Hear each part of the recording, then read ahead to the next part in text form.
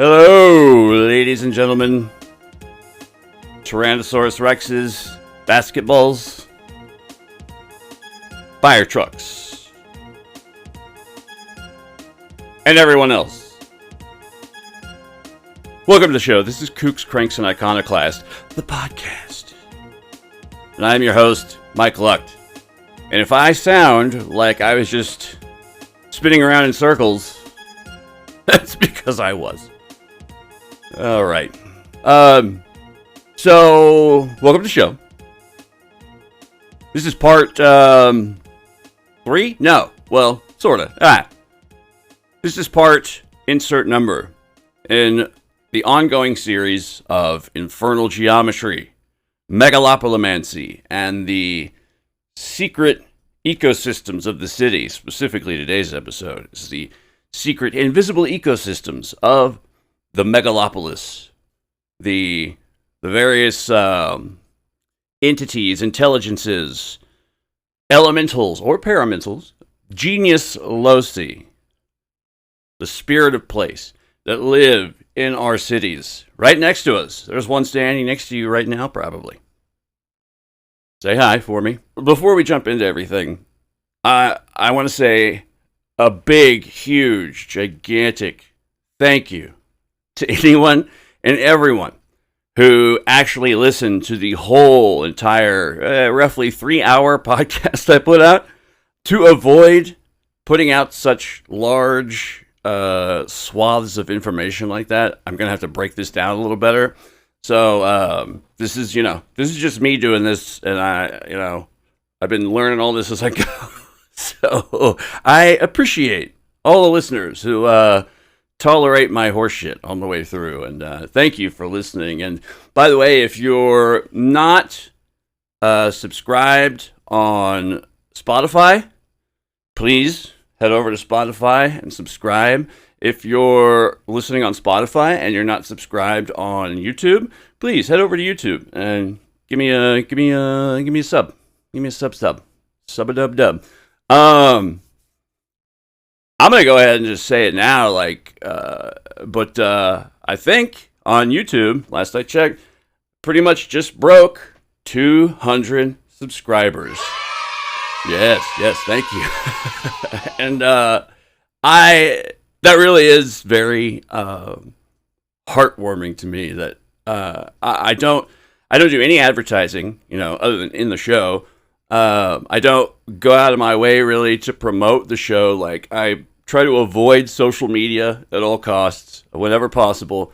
So for having this be a strictly like word of mouth kind of grassroots thing, man, that just seriously, guys, it warms the cockles of my heart, blazing hot. And I really appreciate you guys. Thank you so much. You guys are the fucking best. And this is beyond anything I would have ever, initially would have thought. Like, I don't know.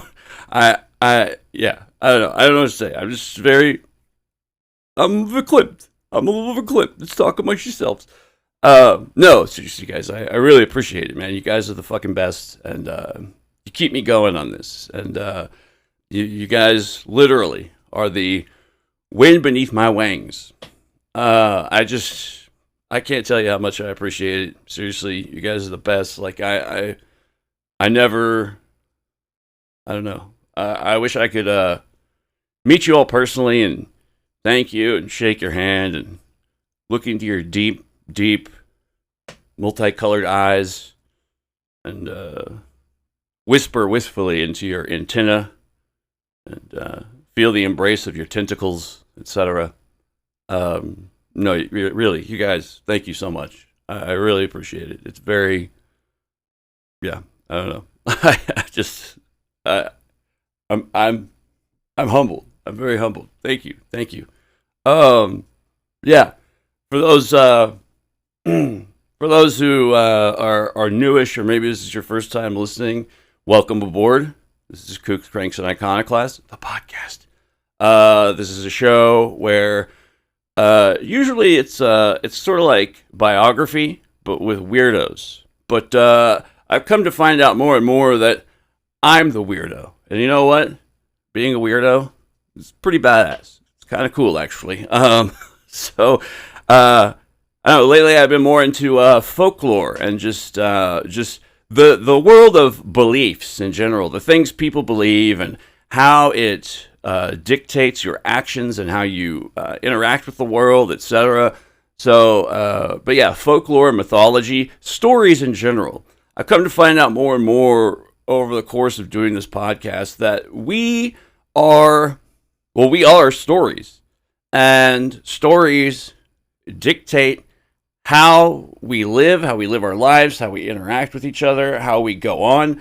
Everyone's life is a story. And stories are sort of like the built-in way that we think. You know, we think in a cause and effect sort of fashion, narrative, you know, the river stream going straight forward, you know, like I'm trying real hard not to just ramble, but stories are what drive us. And we are in ourselves stories, and we create stories, and we leave behind stories, and our stories intertwine and bump and grind and come up against each other and become epics. And everyone's life is an epic, and we have the chance in our lives to create our own mythology and live our mythology, to be folklore, and to leave behind a legacy that people will remember.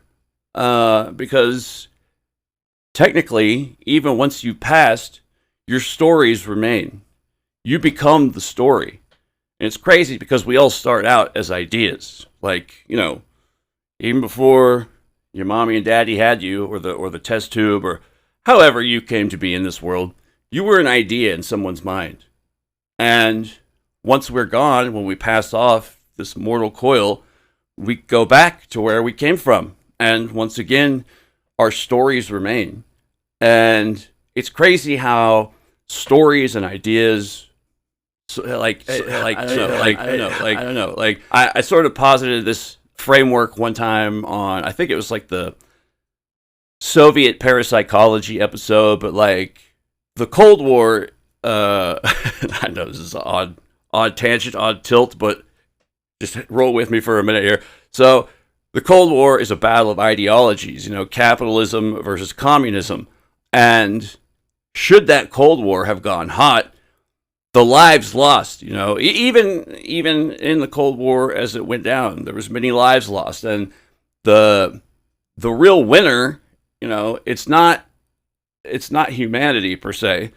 It's these ideas. And it's like the ideas exert this control, and the ideas remain. The ideas will always be the victor. And when you have such huge concepts as capitalism versus communism, you know, these are technically what in the world of occultism are referred to as egregores. And the egregores are what remain. They benefit. They're the bigger story. So I've said many times before, like throughout the span of doing this show, that a podcast, man, anyone can do it. You just gotta put down the money for the program and a microphone and a what is this thing called? The interface thing. I forget what it's called. But yeah, like for pretty much under $200, like you can get going and start your own show. And I don't know, just anyone who doesn't have an artistic outlet, please get one. I think everyone should have one. You know, this show is like therapy for me to a large degree. I don't try to like unload all my bullshit on you guys because I like you too much to do that to you. But yeah, everyone should have an outlet, and especially, you know, like I love that with the proliferation of technology and like personal computers, etc., in the last 50 years, you know, six major.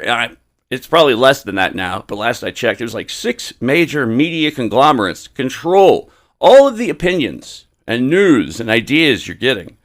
And with the advent of newer technologies, such as, you know, podcasting, etc., and desovereignized media, pretty much anyone can do it.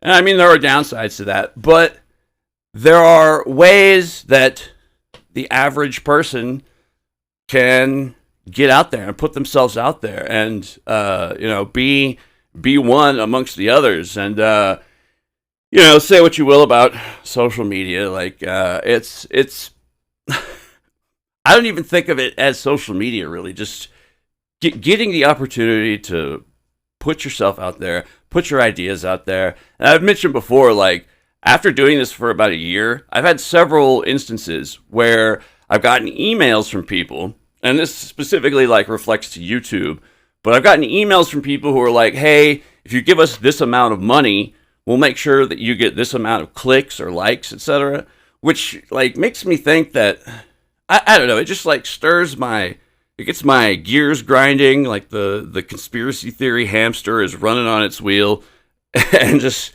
it makes me think, like, how much of what you hear is just, like, bought and sold and paid for over and over. Like, how many hits and how many likes and how many etc., like, how genuine is all this? Like, what's popular? Like, whoever's getting the most hits and likes, like, did that come by honestly? And this is one of the reasons that, like, after I started getting these emails from people, and you know what, no shade on them, like, get your hustle on. You found a way to don't hate the player, hate the game. And that's the game, unfortunately. But, like, good on you for finding a way to make your money through this system. But, like, I don't know, like, I look at so much of what, and this is, once again, this specifically reflects on YouTube, but, like, all the people that, like, have these thousands of hits, etc., and likes, and audiences, and view numbers, viewership, and it's like, how much of this is genuine? Like, I don't know, it's very odd to me, and it's just, it makes me wonder, like, what is real? And what, like, who is seriously, like, I used to hear stories about, like, people who were on Fox News would write a book, and then somebody who worked in the broadcast building or whatever, they'd get off some wrong floor on an elevator, and there's just a whole floor of, like, that book, it's just in pallets stored away or whatever. And I don't know, it's just, this is another reason why I don't really go out of my way to advertise or like, constantly badger you guys to, blah blah blah. Like, I don't like having to deal with the whole, like, quote unquote business side of this, because that's not what it's about. I just want to, like, get into these ideas I like and talk to you guys about them, like the things that I still feel enthusiastic about in a world that's constantly trying to chip away at every last seed of enthusiasm you might have. So once again, just thank you guys, and I really appreciate it. All your clicks and likes and comments, very much appreciated. You guys are the best, and just I want to do my best to stay authentic and genuine with you guys. Like, I'm not gonna bullshit you guys. I don't ever, I get so sick of seeing, like, the thumbnail that's all like, "We were lied." That's a specific quote too. "We were lied." Okay, what? Well, like, the blustery bullshit headlines and the clickbaity, there's no AI here, and then it's like a picture of a woman getting attacked by a dog man, and, like, God, that's what upsets me too about, like, if you're into the, like, paranormal and Fortean high strangeness, etc., like, that stuff it just puts such a big ding in this. That's what really upsets me. Like, that technology could be used for good stuff somewhere, somehow, I'm sure, but, like, once AI videos started proliferating and more people get their hands on it, it's like, well, fuck, man, now everything's in question, specifically with regards to, like, a new video of Bigfoot or whatever, or Dogman or etc. comes out, and it's like, man, that, I don't know. I know that's, like, a weird thing specifically to be upset about, but it's like, what can we trust, and, like, how do we proliferate authentic investigation and examination of these topics. And that's why it's important to me that like I include sources, etc., and just try to give you guys straight up like, because I love it when like I watch a video and I learn something new and like they provide the sources for anyone who wants to further explore the topic themselves. And like the more I started like looking into that, the more videos I'd find where it's like so and so disappeared, missing 411, and it's like all made up, and no one ever says there's no like specific sticker or point out that says, you know, this is all AI horse shit, like this is all made up. Which, especially when talking about people who've disappeared or like a potential crime, man, that's, I don't know. It's why I have a weird love-hate relationship with true crime and stuff like that. It's kind of like feeding the monster to me to a degree. I don't know. I'm rambling, but this is all me saying like, you guys are the fucking best. I love you all. I'm forever grateful, and I want to 100% always straight up be fucking real with you guys. So I don't want to bullshit you guys. I'm not gonna clickbait you. You know, I don't know. It's another one of the reasons I wanted to start a show, because there's just so much. There's a proliferation of just horse shit and falsehoods and no apparent regulation, at least of some sort. It's just, yeah. And the fact that you guys have found this show and you listen and you hang out and you come back every week, ideally, if things go the way they're supposed to.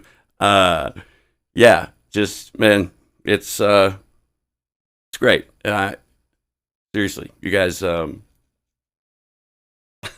yeah, I can't thank you enough. So, yeah. Aww. 100%, man. You guys are the fucking best. Yeah. So, I guess I started this off by saying anyone who listened to the roughly 3-hour episode that kicked off this series, if you listen to the whole thing, you're a goddamn soldier. And I appreciate you very much. So, I'm trying to avoid that going forward. So I've had to cut this episode in half as well, because I could already tell it was going to get way out of hand. So I guess we'll just get into what primarily for this episode is going to be discussions of, once again, the invisible urban ecosystem, and specifically things like cryptids, thought forms, the genius loci, the anomalous entities and phenomena that have always existed within the confines of the city, and how they've adapted into today's modern megalopolis, the mental crypsis required by these entities, and how they have changed and adapted over time. So, yeah, that's enough of me rambling. Let's just jump right into it. Come on! Long before modern cities became engines of concrete, neon, and surveillance, humanity rarely viewed settlements as mere collections of buildings. Across cultures and across centuries, cities were understood as living spiritual organisms, places that possessed identities, personalities, guardian powers, and invisible intelligences intertwined with the people who inhabited them. Ancient societies often viewed the landscape itself as conscious. Forests possessed spirits, rivers had gods, mountains served as the dwelling places of incredibly powerful beings. But as human civilization expanded and populations concentrated behind walls, new spiritual entities emerged alongside them. Settlements developed their own supernatural ecologies, populated not only by the spirits of nature, but by beings born from the act of habitation itself. In the classical world, cities were frequently understood to exist under the protection of specific divine patrons. Athens belonged to Athena, whose wisdom and strategic guidance were thought to permeate the city itself. Yet beneath these well-known civic deities existed a vast and often overlooked network of localized spirits. The Romans believed nearly every aspect of urban life possessed its own Numen. Hello, Newman. a divine presence inhabiting places, functions, and boundaries. Frequently, there were deified personifications, embodiments, etc., of everyday ideas and activities. Doorways, gates, and thresholds of all kinds belonged to Janus. Vesta was the goddess of hearth and home. Crossroads possessed their own guardian spirits, with Hecate, the goddess of witchcraft, presiding over them all. Even Rome's sewer system was associated with Cloacina, a deity overseeing the hidden channels beneath the city streets. That's right, a sewer goddess. Truly beautiful, but could probably use a shower. The city wasn't viewed as separate from the supernatural world. The city was just a part of the supernatural world. This concept extended far beyond the Mediterranean. Throughout the Roman Empire, settlements were believed to possess a genius loci, a spirit of place, embodying the unique character and identity of a location. Some cities were thought to have tutelary deities, which are defined as divine patrons, guardian spirits, or protectors, specifically assigned to watch over particular physical spaces, such as cities, walls, and populations. Basically what would eventually become the concept of guardian angels, more or less. Not the kind with the berets and blunt instruments for hitting up quote-unquote vagrants, but, you know, the winged, watch your back kind of guys. These beings represented more than symbolic protectors. They were often treated as living expressions of the community itself, growing stronger or weaker alongside the fortunes of the city they inhabited. Prominent historical examples include the Capitoline Triad of Jupiter, Juno, and Minerva, who served as the primary tutelary guardians of the city of Rome. Other cities throughout the empire revered their own distinct patron deities. For instance, the renowned city of Praeneste was famously guarded by the goddess Fortuna, while the strategic port settlement of Ostia was under the protection of the god Vulcan. In China, the concept became even more explicit through the Cheng Huang system, which is defined as a bureaucratic religious network of tutelary deities who served as the spiritual gods of walls and moats. Under this system, every major administrative settlement was believed to possess a unique city god responsible for overseeing both the physical and spiritual welfare of the region. These deities functioned as supernatural magistrates of sorts, maintaining order among both the living and the dead. Entire bureaucracies of spirits were believed to operate alongside their earthly counterparts, mirroring the administrative structures of the empire itself. A city wasn't merely inhabited by people, it was governed by an invisible hierarchy of intelligences embedded within its walls. The system operated on strict administrative tiers that directly corresponded to the human government. For instance, provincial-level city gods held the rank of duke, prefectural city gods held the rank of marquis, and county-level city gods held the rank of earl. Historically, deceased local heroes or upright officials were deified into these roles to protect specific areas. Notable examples include Zhu Jin, a famously incorruptible Ming Dynasty official who was revered as the city god of Hangzhou, and Huo Guang, a prominent Han Dynasty statesman who was worshipped as a principal city god of Shanghai. Now, this whole system of dukes and marquises and earls, etc., Duke of Earl, Duke of Dijonais, etc., these guys, this whole system sort of, this idea sort of transliterates into Near East demonology, Middle Eastern demonology, and you'll see this sort of classification and ranking system pop up again with various demons who are attributed legions, etc. Like they have X amount of soldiers or legions underneath them. In some systems, these are thought to be the citizens of a specific area that these demons and or fallen angels are thought to watch over. But we'll get more into this concept a little bit down the road. Japanese traditions preserved similar ideas through the relationship between communities and kami, which are defined as the sacred spirits, deities, or divine essences inherent in all things. In the Shinto tradition, nature and divinity are inseparable, which is a brilliant idea. I think we should bring it back.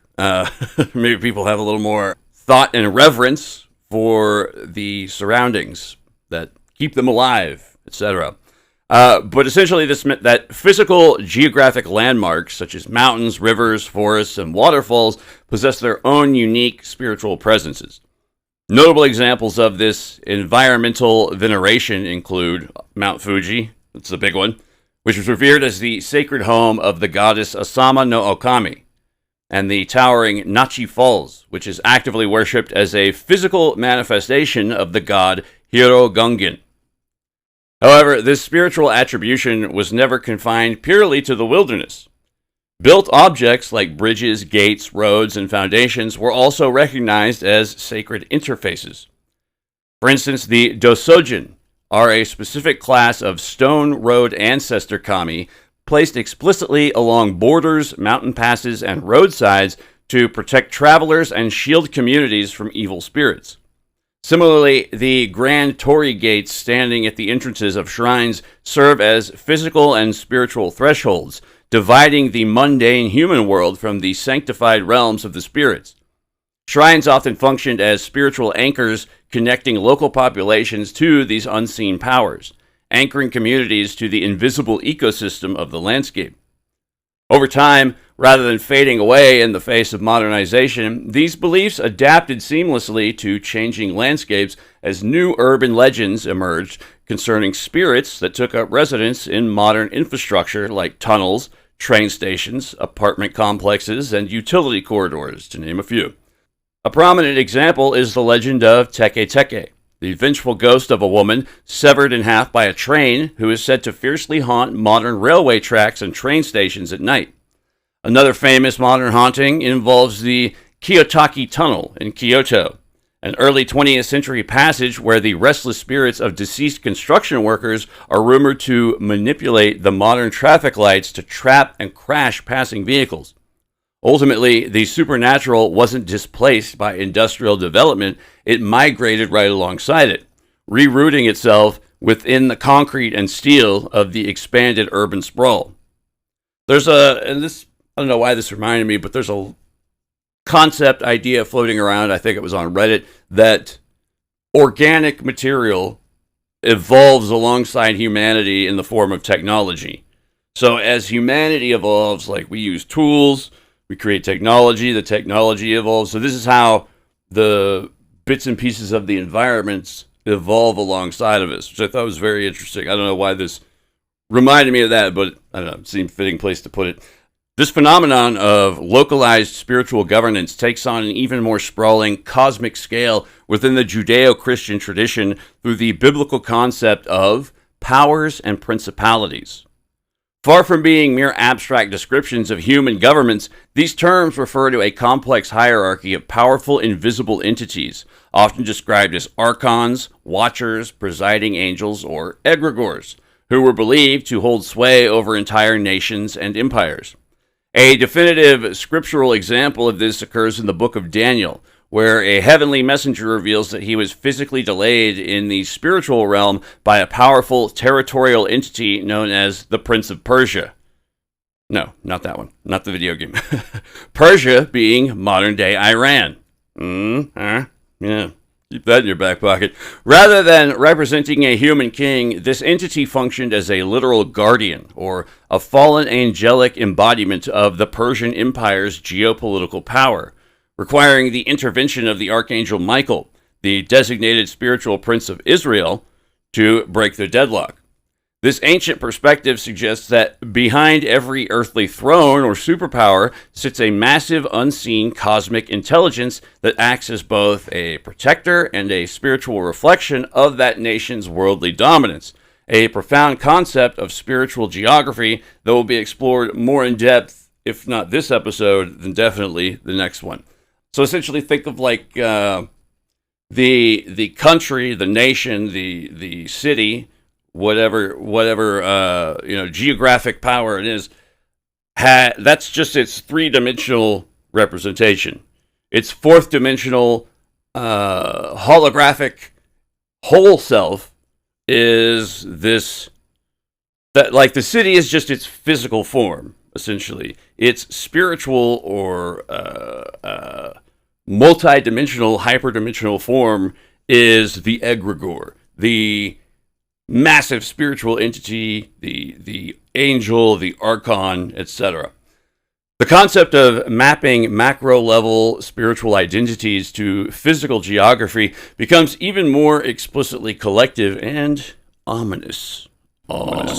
When examining the enigmatic biblical figures of Gog and Magog, emerging primarily from the apocalyptic visions of the book of Ezekiel and the book of Revelation, these names shift across centuries of folklore, adapting fluidly from historical individuals and distant northern landmasses into massive mythic archetypes representing entire adversarial nations. In the original Hebrew text, Gog is framed as a rogue leader ruling over the physical territory of Magog. But over time, Abrahamic traditions fused the two together into a singular monstrous shorthand for the forces of cosmic chaos. Medieval cartographers routinely sketched them onto cosmological world maps, or mappae mundi, as literal barbarian giants barred behind a mythical iron wall erected by Alexander the Great to protect civilized humanity. Strikingly, this mythical personification eventually integrated right into urban civic protection. The city of London's historic Guildhall famously stands guarded by two colossal effigies of Gog and Magog, celebrating them as captured primordial giants forced to act as perpetual wardens of the city's gates. Whether viewed as apocalyptic empires marching from the edge of the map or stone guardians standing inside a municipal hall, Gog and Magog demonstrate how easily human geography collapses into mythology, transforming vast territorial regions into singular living humanoid figures. Medieval Europe retained its own version of these beliefs, seamlessly transforming ancient pagan guardianship into a highly organized Christian framework.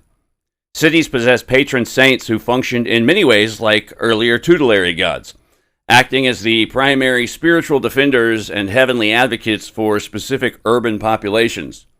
For example, Saint Mark became deeply intertwined with the identity of Venice after his relics were brought to the city, serving as its ultimate celestial protector and symbol of civic pride.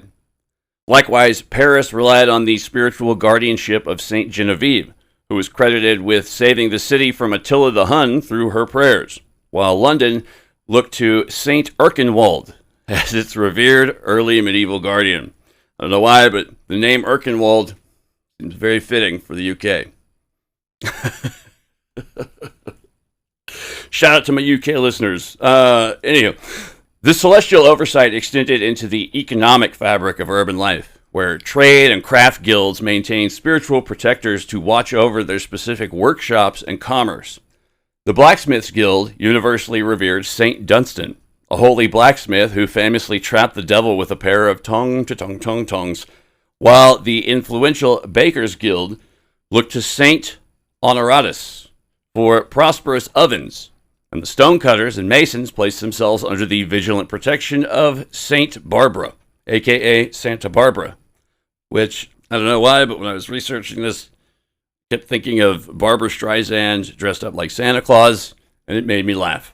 Beyond these high-ranking heavenly advocates, the daily physical landscape of the medieval town was thoroughly saturated with localized supernatural beliefs.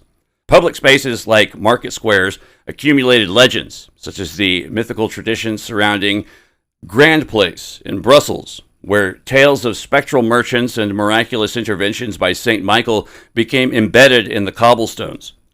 Infrastructure also took on a mystical quality. Bridges acquired residential spirits, famously exemplified by the legendary London Bridge, which generated countless dark folk tales of child sacrifice foundations and water ghouls lurking beneath its arches.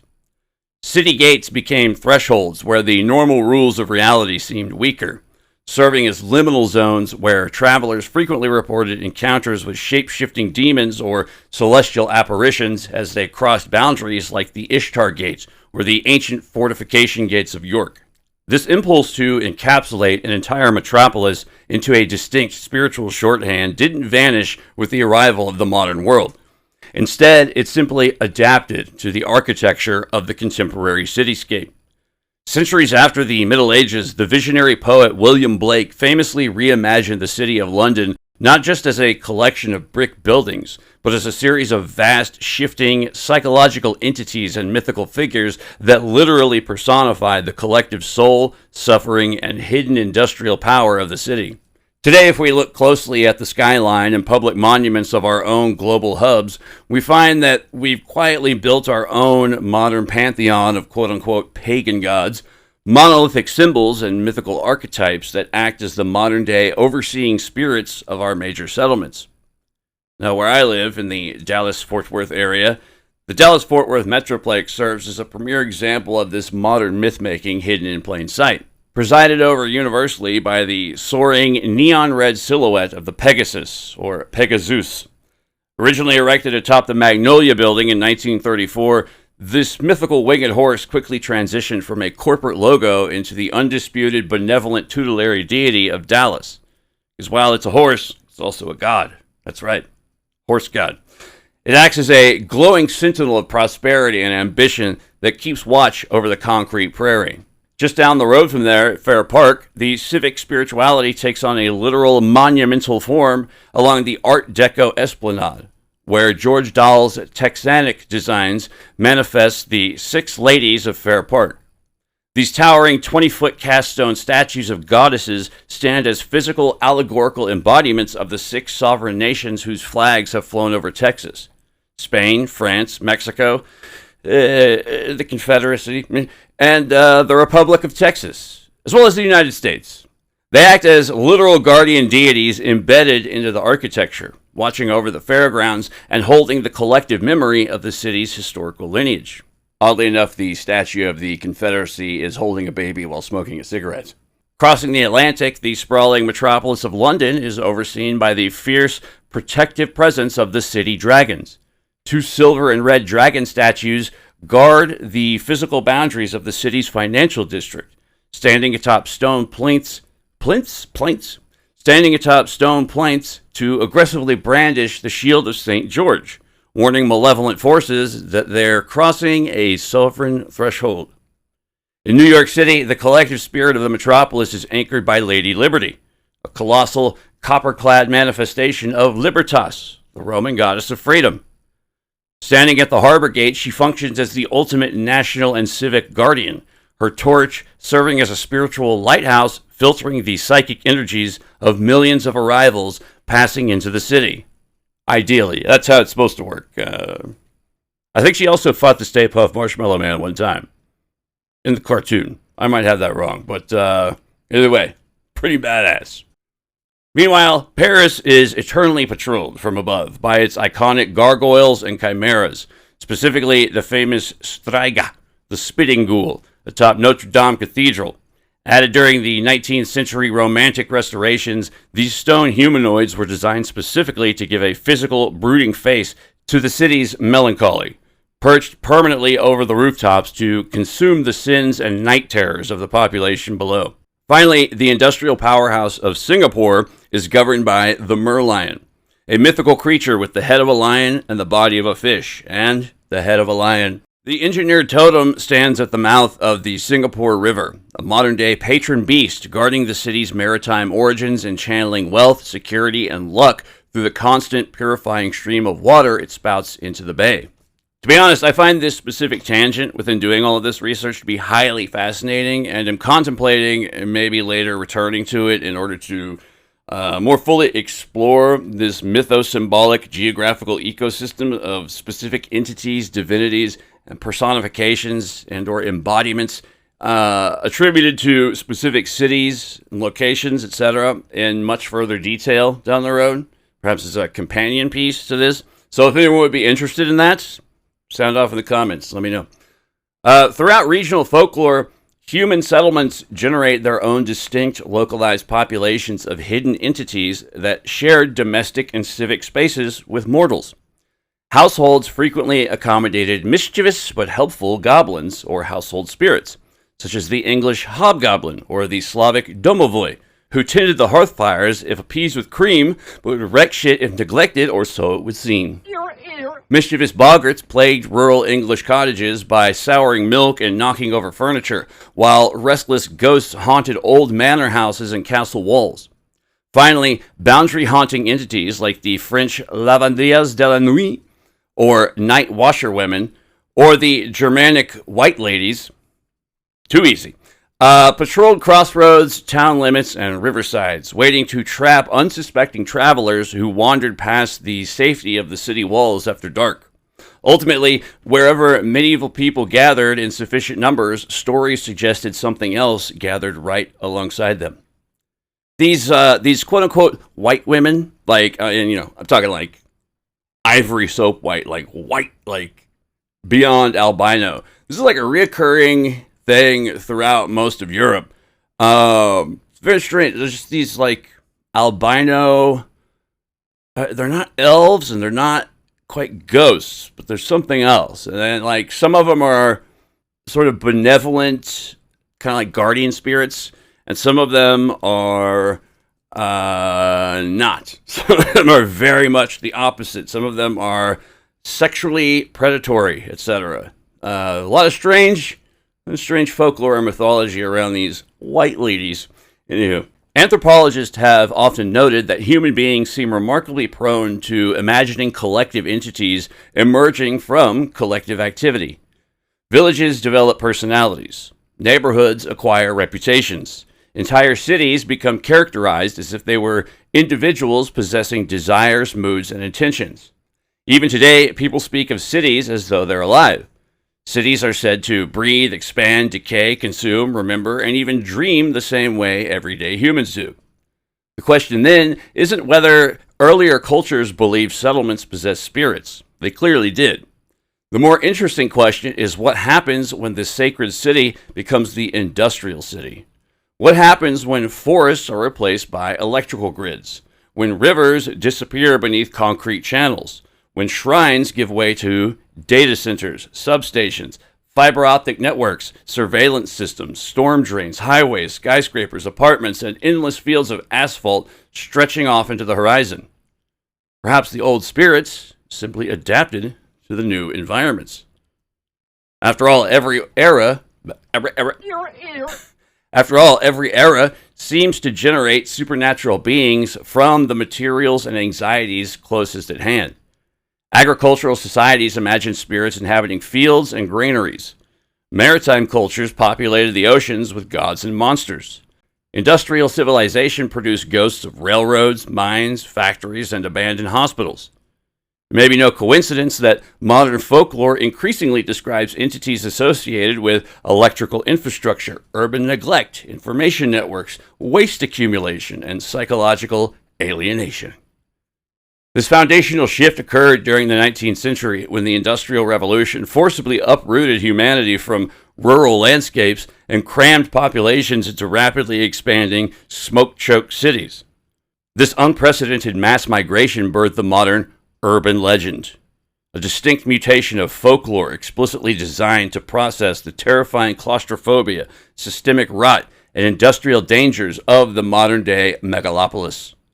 As cities swelled, human anxieties no longer explicitly manifested as woodland spirits or harvest demons, but as unnatural, horrifying humanoids stalking the concrete, stone, and subterranean underworlds of industrialized society. Perhaps the most iconic archetype of this transition arose from the pitch-black labyrinth beneath Victorian London, where subterranean laborers known as toshers routinely braved the tides of human waste, aka shit, or if you live in the UK, shite. Out of this literal underbelly emerged the legend of the Queen Rat, or the Rat Queen, a shape-shifting, red-eyed humanoid entity who was said to rule the sewer networks.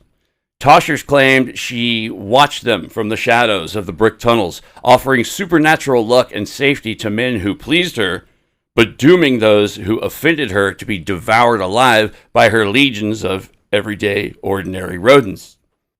For those who were super awesome and badass enough to listen to the whole entirety of the last episode, the Rat Queen and her development got a bit of a shout out, so you may recognize her from there. Meanwhile, on the gaslit streets above, the public psyche manifested Spring-Heeled Jack. First reported in London in 1837. That's right, all the way back in 1837. This clawed, diabolical humanoid with glowing eyes and the ability to vomit blue flames terrorized citizens by making impossible gravity-defying leaps over high walls and roofs. Jack was the ultimate urban phantom, part machine, part demon, and completely tethered to the architectural verticality of the modern city. There's quite a complex and curiously convoluted secret history to this particular phantasmagorical figure, one that I intend to explore more in depth in a not-too-distant future episode. The story and secret history is the best way to put it. There's a bit of a... I don't want to get too... I hesitate to use the word conspiracy, but there is a bit of a conspiracy and a secret history around Spring Heel Jack. It's very interesting. But he and another figure I'm about to mention, they're both such rich, historically figures from secret history that they need their own episodes to do them proper justice. But anywho, this phenomenon was never confined to Great Britain. Every major industrial epicenter across the globe quickly generated its own distinct urban humanoids to mirror local metropolitan fears. In 19th century Paris, as ancient neighborhoods were demolished to construct sweeping boulevards, laborers whispered of the Red Man of the Tuileries. I think that's how you say it. Of the Tuileries? The Red Man of the Tuileries. A bloody cloaked phantom who supposedly appeared in the city's alleyways and palaces just before cataclysmic riots or political disasters. He's even been recorded as having regularly conversed with Napoleon, by none other than Napoleon himself. Yet again, another figure that requires an entire episode to fully explore their more complex secret history. Across the Atlantic, the rapid expansion of New York City's subway systems and tenements spawned tales of feral, pale humanoids, subterranean insane asylum escapees, and mutated outcasts, lurking within the newly blasted train tunnels. In the emerging industrial hubs of Japan, early urban rumors began transforming classical wilderness-bound yokai into localized city horrors, warning factory workers of malicious apparitions waiting in dark alleys or beneath iron bridges. These emerging narratives proved that the industrial metropolis didn't kill our belief in the supernatural. Instead, the sudden density of human populations paired with the psychological isolation of modern labor created a pressurized crucible that forged an entirely new pantheon of monsters. As the smoke of the 19th century hardened into the concrete and neon of the 20th, this urban mythology didn't disappear. It went deeper, sinking its roots straight into the subterranean labyrinths running beneath our modern pavement. The most enduring and terrifying archetype born of this transition is that of the Mole People. The persistent, whispered rumors of a subterranean race of mutated humanoids occupying the forgotten deep-line tunnels of major metropolitan subway systems, particularly New York and London. I would probably also say Paris as well, but their whole subterranean lore is vast. So, anywho. In the cultural lexicon, this fear was aggressively codified by the 1984 cult film Chud, Cannibalistic Humanoid Underground Dwellers. But the cinematic monster was merely a reflection of a much older, deeply entrenched urban paranoia. Folklore researchers have long noted that as soon as cities began burying their infrastructure, constructing sewer networks, transit tunnels, and utility vaults, the human psyche immediately populated those pitch-black voids with a modern breed of troglodyte. These weren't the magical dwarves or mining gnomes of old European folklore. They were depicted as degenerate, pale-skinned, large-eyed humanoids who'd adapted biologically to a life of total darkness and toxic waste, feeding on the city's detritus and the occasional isolated transit worker. The terror of the Mole Man, or the Chud, is uniquely modern because it suggests that our vast engineering marvels have accidentally engineered an entirely new, predatory branch of humanity, thriving just inches beneath our feet. Beyond the tunnels, the modern cityscapes began breeding an entirely distinct taxonomy of what folklorists might consider the OGs of urban humanoids. Bizarre, nondescript entities that don't fit neatly into classical mythology, acting less like traditional ghosts and more like autonomous, anomalous beings. Consider the deeply unsettling yet frequently overlooked accounts from early 20th century Detroit regarding the Nain Rouge, or Red Dwarf, a creature whose origins predate the industrial city but whose behavior mutated to match it. Described as a small humanoid figure with blazing red eyes and rotting teeth, this entity became a fixture of urban dread, reportedly manifesting in the shadows of factories, alleyways, and crumbling infrastructure just before major civic tragedies, including the devastating 12th Street riot of 1967. So this guy's not he's still around. Unlike a traditional specter tethered to a specific grave, the Nain Rouge functions as an omnipresent localized harbinger of urban decay, a physical manifestation of a city's mounting collective stress. And quite possibly an intergenerational game of folkloric telephone, mutated version of the aforementioned Red Man of the Napoleonic era.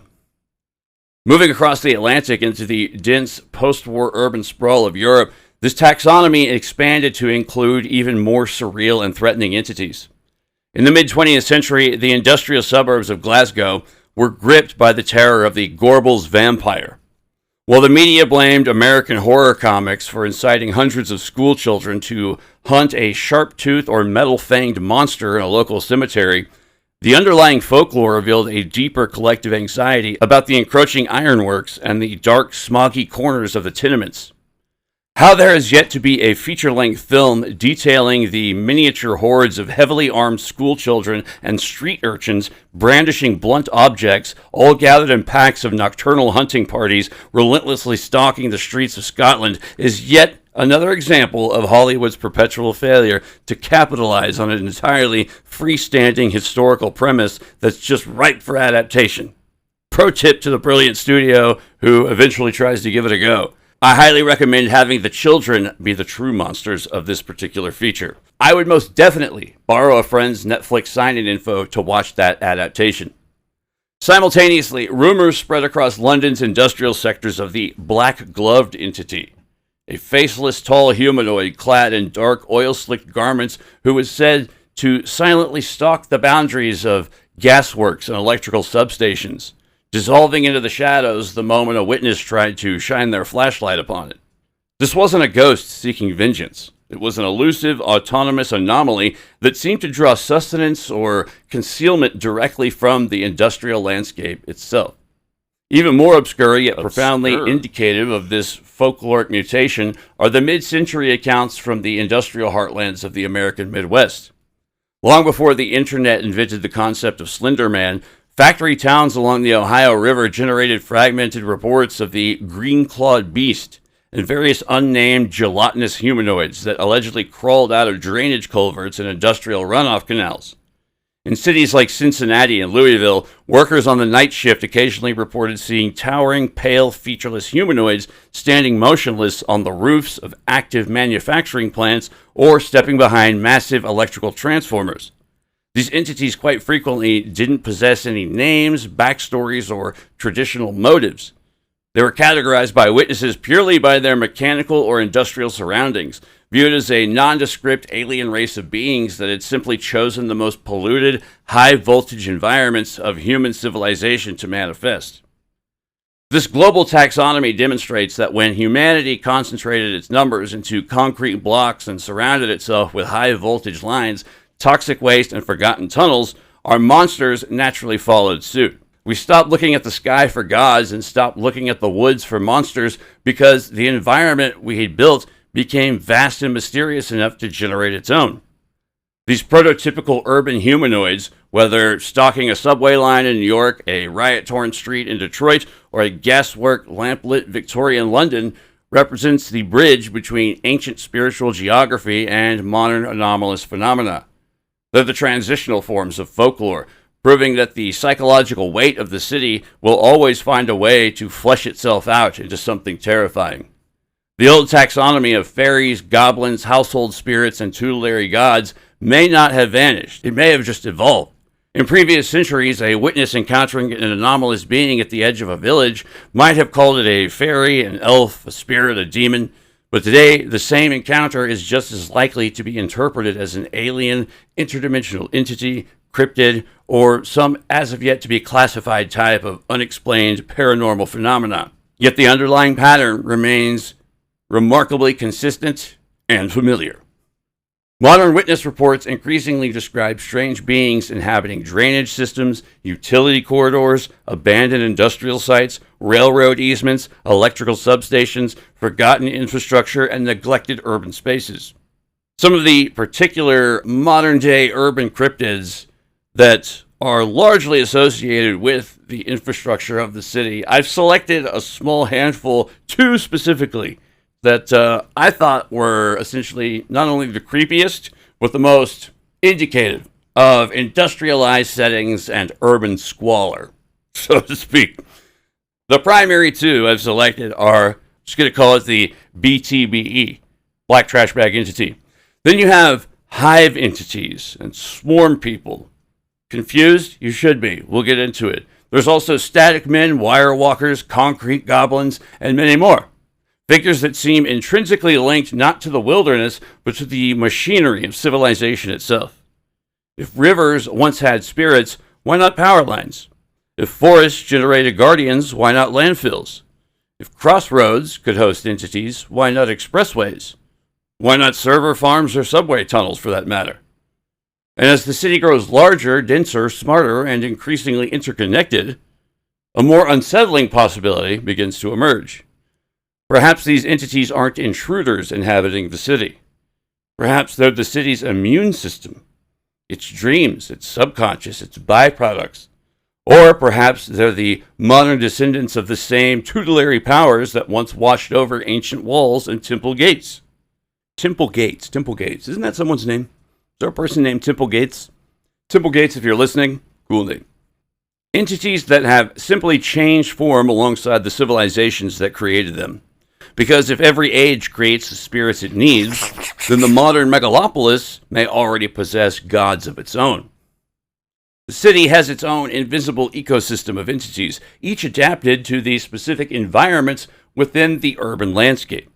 These aren't random monsters, but organisms generated by the city itself, functioning as the spiritual equivalent of industrial fauna. Creatures adapted to feed upon electromagnetic saturation, psychic stress, social alienation, pollution, surveillance, information overload, etc. To understand this modern ecosystem, we must look to the baseline urban cryptid par excellence. The triple, double, triple, dipple, rum, ripple, OG. The one called the gargoyle. Originally engineered in medieval architecture as functional waterspouts designed to direct rainfall away from stonemasonry, gargoyles quickly mutated into a profound form of spiritual architecture deeply rooted in the ancient tradition of apotropaic magic. No, stop the music. We get sued for that. Derived from the Greek word apotrope, meaning to turn away or to ward off. Apotropaic magic is a global, cross-cultural practice centered on using specific symbols, objects, or rituals to deflect evil influences, reverse curses, and terrify malevolent spirits before they can cross a sacred threshold.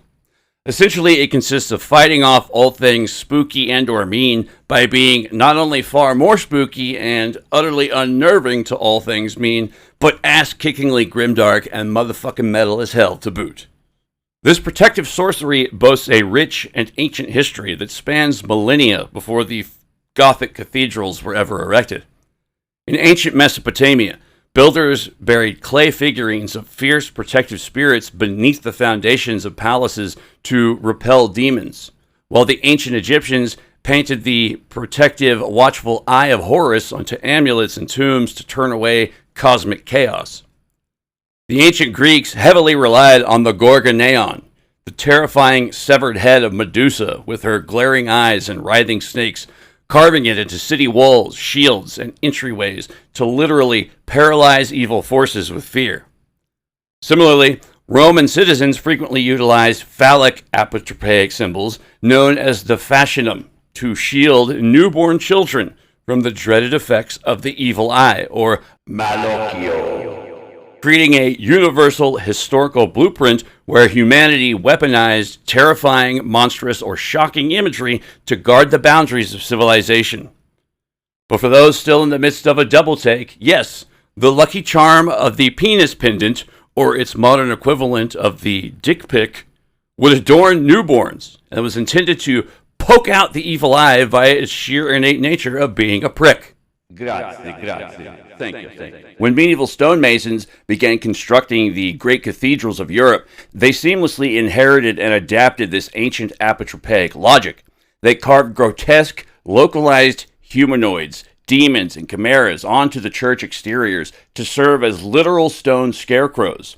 These monstrous faces were intentionally designed to look so horrifying and so unsettling that any passing demon or malicious spirit would instantly be frightened away from the sacred, vulnerable sanctuary within. Alternatively, these carvings served to symbolize the dark, chaotic forces of the wilderness that were permanently trapped outside the holy safety of the church or city walls. As centuries passed, these stone sentinels became so deeply fused with the psychological identity of European cities that they birthed a persistent global folklore. The belief that these carvings aren't inanimate rocks at all, but a distinct race of predatory nocturnal humanoids.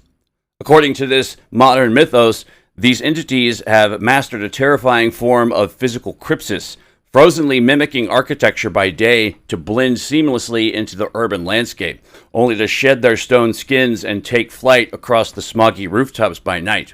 This would make an excellent cartoon if, check out the criminally underrated Disney cartoon Gargoyles while you're at it. This terrifying archetype has frequently broken out of the realm of architectural design and into documented anomalous encounters, spanning both historical and contemporary accounts. In the late 19th century, terrified locals in the French countryside and Parisian outskirts reported a flying, bat-winged humanoid that would perch motionless on church towers before aggressively swooping down on lone travelers. Decades later, during the post-war industrial boom of the 1970s, a bizarre series of encounters gripped the area around Calumet City, Illinois, where multiple witnesses reported a towering stone-gray humanoid with massive leathery wings and glowing red eyes perched silently atop a local theater building before launching itself into the night sky. More recently, urban explorers and late-night commuters in modern metropolises like Chicago and Houston have logged chilling reports of large, winged, gargoyle-like figures crouching silently on the dark iron girders of high-altitude construction cranes or hidden architectural ledges, vanishing the moment a direct spotlight hits them. The gargoyle serves as our primary proof that human development doesn't banish the monstrous. Instead, it provides the perfect vertical topography for apex predators to hide in plain sight, setting the stage for the far more esoteric synthetic anomalies currently colonizing our urban rot. There are two specific specimens in particular to which we'll currently be turning our attention, as it's these two urban cryptids which, for the purposes of this series, perfectly encapsulate the modern concrete jungle's secret ecosystem. Now, one's going to be a little more on the woo, magical thought form type side, elementals, paramentals, etc., while the other represents a much more technological side. Guess which one is which? I think you'll be pleasantly surprised. So, among the strangest and most persistent of modern urban cryptids is the phenomenon commonly referred to as the black trash bag entity, or BTBE. Witnesses consistently describe humanoid figures composed of glossy, crinkled black material resembling wet garbage bags stretched unnaturally over an impossible anatomy. At first glance, they appear motionless, discarded, almost invisible against the landscape of alleyways, drainage ditches, construction zones, and abandoned lots. Then they move. If any listeners have ever had the distinct and/or dubious pleasure of seeing the Takashi Miike film Audition, then you likely already know what an unsettling proposition this simple premise can be. Accounts frequently emphasize the same sensory details. The sound of plastic crinkling despite the absence of wind, the sharp smell of ozone or static electricity, and an overwhelming wave of dread disproportionate to the sight itself. Witnesses often describe the sensation that the entity wasn't merely seen, but also observing them as well. Some encounters report the figures unfurling vertically into impossibly tall, humanoid shapes before vanishing behind buildings or slipping silently into the wooded edges beyond the fringes of the urban sprawl. While the image of a humanoid garbage bag may seem uniquely modern, the underlying concept is anything but. Throughout history, folklore has repeatedly described entities that conceal themselves within refuse, inhabit liminal spaces associated with decay, or masquerade as discarded objects before revealing an unsettling degree of agency or intelligence. In many ways, the black trash bag entity, or BTBE, appears less like a new phenomena than an ancient archetype, updated for an age of plastic, landfills, environmental blight, and urban squalor. One of the closest folkloric parallels can be found in the boggart traditions of northern England. Boggarts were notorious shapeshifters associated with neglected corners of homes, abandoned structures, refuse heaps, and forgotten places. While often depicted as goblin-like creatures, numerous regional accounts describe them appearing first as piles of rags, bundles of cloth, or heaps of debris before suddenly becoming startlingly animated. A famous historical example is the Boggart of Gressenhull, which witnesses claimed initially resembled a discarded bundle of old linens left in an outhouse before twisting into a horrific, crouching entity. So if it wasn't horrifying enough already, it's got a little life in it now. Don't let it touch you. Similarly, the legend of the Clitheroe, I think that's how you say it, Clitheroe Boggart, was said to manifest out of roadside ditch refuse to terrorize travelers. Witnesses would mistake these entities for discarded objects only to discover that the refuse itself was alive and watching. The resemblance to modern reports of roadside trash bag figures is somewhat difficult to ignore. And by the way, some of the folklore we're about to examine, well, let's just say you might have a little bit more dread going to the bathroom after this. So just, fair warning, letting you know. A remarkably precise parallel to this spatial attraction exists within Islamic theology and Middle Eastern folklore regarding the jinn, which are defined as invisible sapient beings created from smokeless fire, or as I like to constantly posit, plasma, perhaps, who coexist on Earth alongside humanity. Islamic traditions dictate that while many jinn live peaceful lives apart from humans, mischievous or malicious factions are intensely drawn to spiritually compromised, abandoned, or physically filthy environments. According to authoritative prophetic traditions or hadiths, their primary earthly dwellings are found in dunghills, shit heaps, garbage dumps, ruins, and bathrooms, precisely because these areas accumulate physical impurities and human waste. A prominent example from Islamic history includes the ancient Nabatean ruins of Madain Saleh, a desolate, cursed site where the Prophet Muhammad, peace be upon him, explicitly instructed his followers to pass through quickly to avoid the lurking spiritual dangers of resident jinn. Similarly, Arabic folklore warns travelers against the Wadi al-Jinn near Medina, a desolate valley where invisible forces are rumored to manipulate vehicles and trick travelers. To this day, practicing Muslims recite specific protective prayers, such as the dua before entering the bathroom, specifically to blind the eyes of the malicious jinn and devils, or shayatin, that naturally colonize the filthy margins of human habitations. Across much of Europe, household spirits and malicious fae frequently occupied these exact spaces associated with filth and accumulation. Folklorists have long noted a recurring motif in which seemingly inert piles of refuse become animated by supernatural forces. These entities often existed at the margins of human habitation, neither fully wild nor fully domestic. They lurked in middens, rubbish piles, drainage areas, and neglected corners of settlements, precisely the kinds of environments where contemporary witnesses report encounters with the black plastic humanoids. For instance, Scandinavian folklore warns of the tomte, a domestic spirit that would intentionally manifest as a filthy pile of straw or stable sweepings to test a farmer's cleanliness, violently striking anyone who tried to shovel the debris away. In Slavic traditions, the Devodovoi, a fickle courtyard spirit, was known to hide directly in heaps of manure and piles of decaying mulch, occasionally reaching out to snatch at the ankles of negligent estate workers. Japanese folklore offers similarly intriguing precedents. Man, do they offer quite a bit of intriguing precedents, or modern contemporary analogs. Among the many strange beings cataloged in yokai traditions are entities associated with waste, contamination, and discarded objects. One notable example is the akaname, often translated as the filth licker. Described as a grotesque creature that emerges at night to consume accumulated grime from neglected bathhouses and abandoned buildings, the akaname embodies a long-standing folkloric belief that filth itself can attract or generate autonomous supernatural beings. While visually different from modern black bag humanoids, the underlying concept is strikingly familiar. Forgotten waste becomes associated with a lurking intelligence that watches from the edges of human space.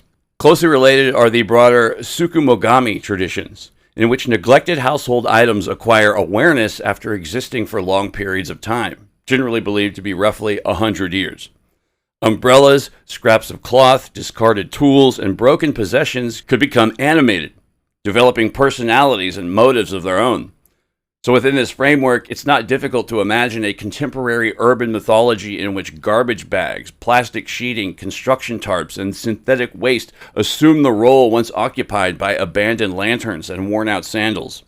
This spatial dread deepens significantly when examining Chinese folk religion, which explicitly ties the domestic disposal of waste, talking about poo-poo, to the presence of a specific lingering entity known as Zigu, or the Purple Lady.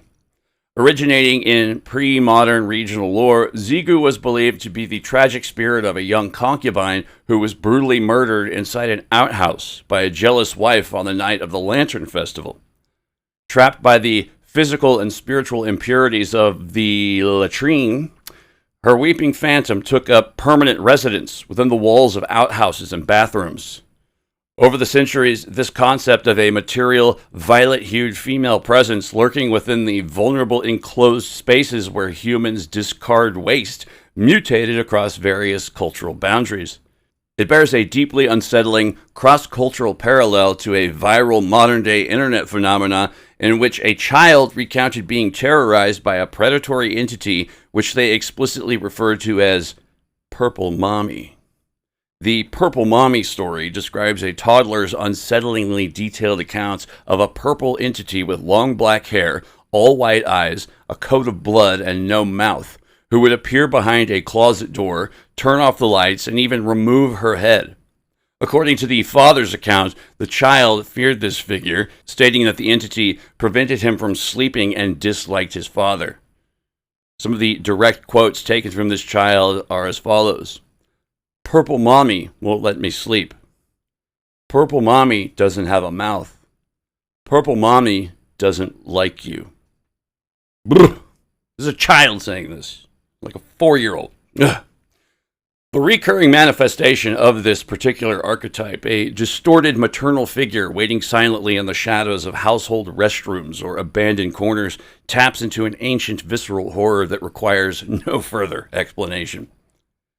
While we're discussing terrifying restroom entities, it's impossible to ignore Japanese folklore and contemporary urban legends, which boast an entire subgenre of entities tethered strictly to plumbing and waste. Most infamous is Akamanto, or the Red Cape, a malicious spirit that corners victims in bathroom stalls and demands they choose between red or blue toilet paper, inflicting a violent death regardless of the choice. I think it was, if you pick red, they rip the skin off your back. And if you choose blue, they had something to do with, they choked you till you turned blue. I can't remember exactly. But that's just, it's just, I vaguely remember from when I was a very young child, the existence of colored toilet paper. But I know it's still a thing, but I very much, it's been ruled out and kind of phased out of existence because of the unhealthy associations with dyes being applicated to sensitive areas, etc. Anywho, this entity coexists in the cultural lexicon with Hanako-san, the ghostly young girl said to haunt school restrooms. She's always in the very last stall. And then there's Kashima Reiko, a legless phantom who crawls through bathroom stalls seeking her severed limbs. Such entities are not unique to East Asia. In South Central Texas folklore, the legend of Kukui often places a child-snatching monster under beds or inside dark domestic bathrooms, waiting for vulnerable targets. This cross-cultural fixation on sanitation infrastructures recalls the earlier mention of the Roman goddess Cloacina, who was elevated to divine status specifically to govern Rome's immense sewer system, the Cloaca Maxima. Yeah. Just meditate on the meaning and the just what images come to mind when you hear the phrase Cloaca Maxima. I'll give you a second.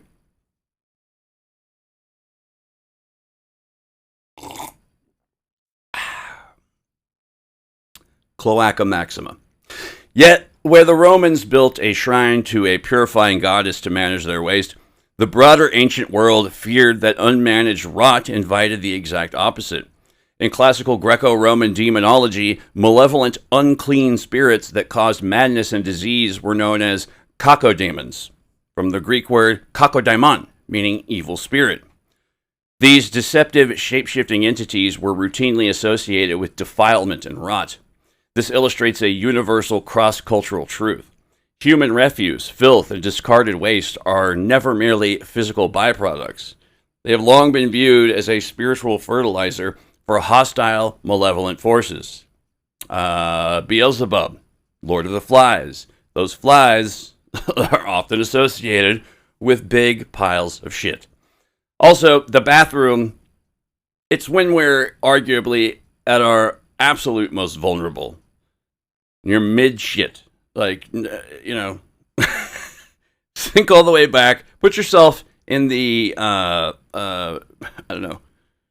Put yourself in the yellow toenails of a caveman or woman taking a shit, and the plethora of ways in which you could die in the moment that you're so entirely vulnerable in that moment.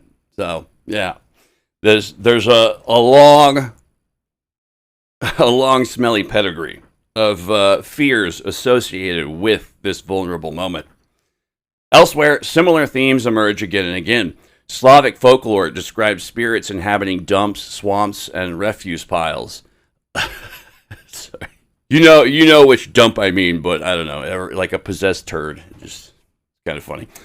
Germanic traditions contain tales of rag-wrapped wanderers and shapeless black figures lurking near village boundaries. Throughout Europe, stories persist of entities that disguise themselves as bundles of clothing, heaps of leaves, or discarded sacks before suddenly revealing humanoid forms. In nearly every case, the central motif remains the same thing. Something mistaken for debris is not debris at all. Even more curious is the repeated association between such beings and the liminal boundary between civilization and wilderness. Historically, these entities occupied village edges, crossroads, rubbish mounds, abandoned structures, and neglected fields. Today, witnesses report sightings near drainage culverts, industrial parks, vacant lots, retention ponds, railroad easements, and suburban greenbelts.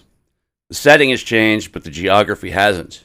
The black trash bag entity, or BTBE, appears most frequently in precisely the same symbolic spaces occupied by its folkloric predecessors, places where the ordered world begins to fray. Viewed through this lens, the black trash bag entity may represent less a novel cryptid and more a modern adaptation of an enduring folkloric pattern. Every era imagines its monsters using the materials closest at hand.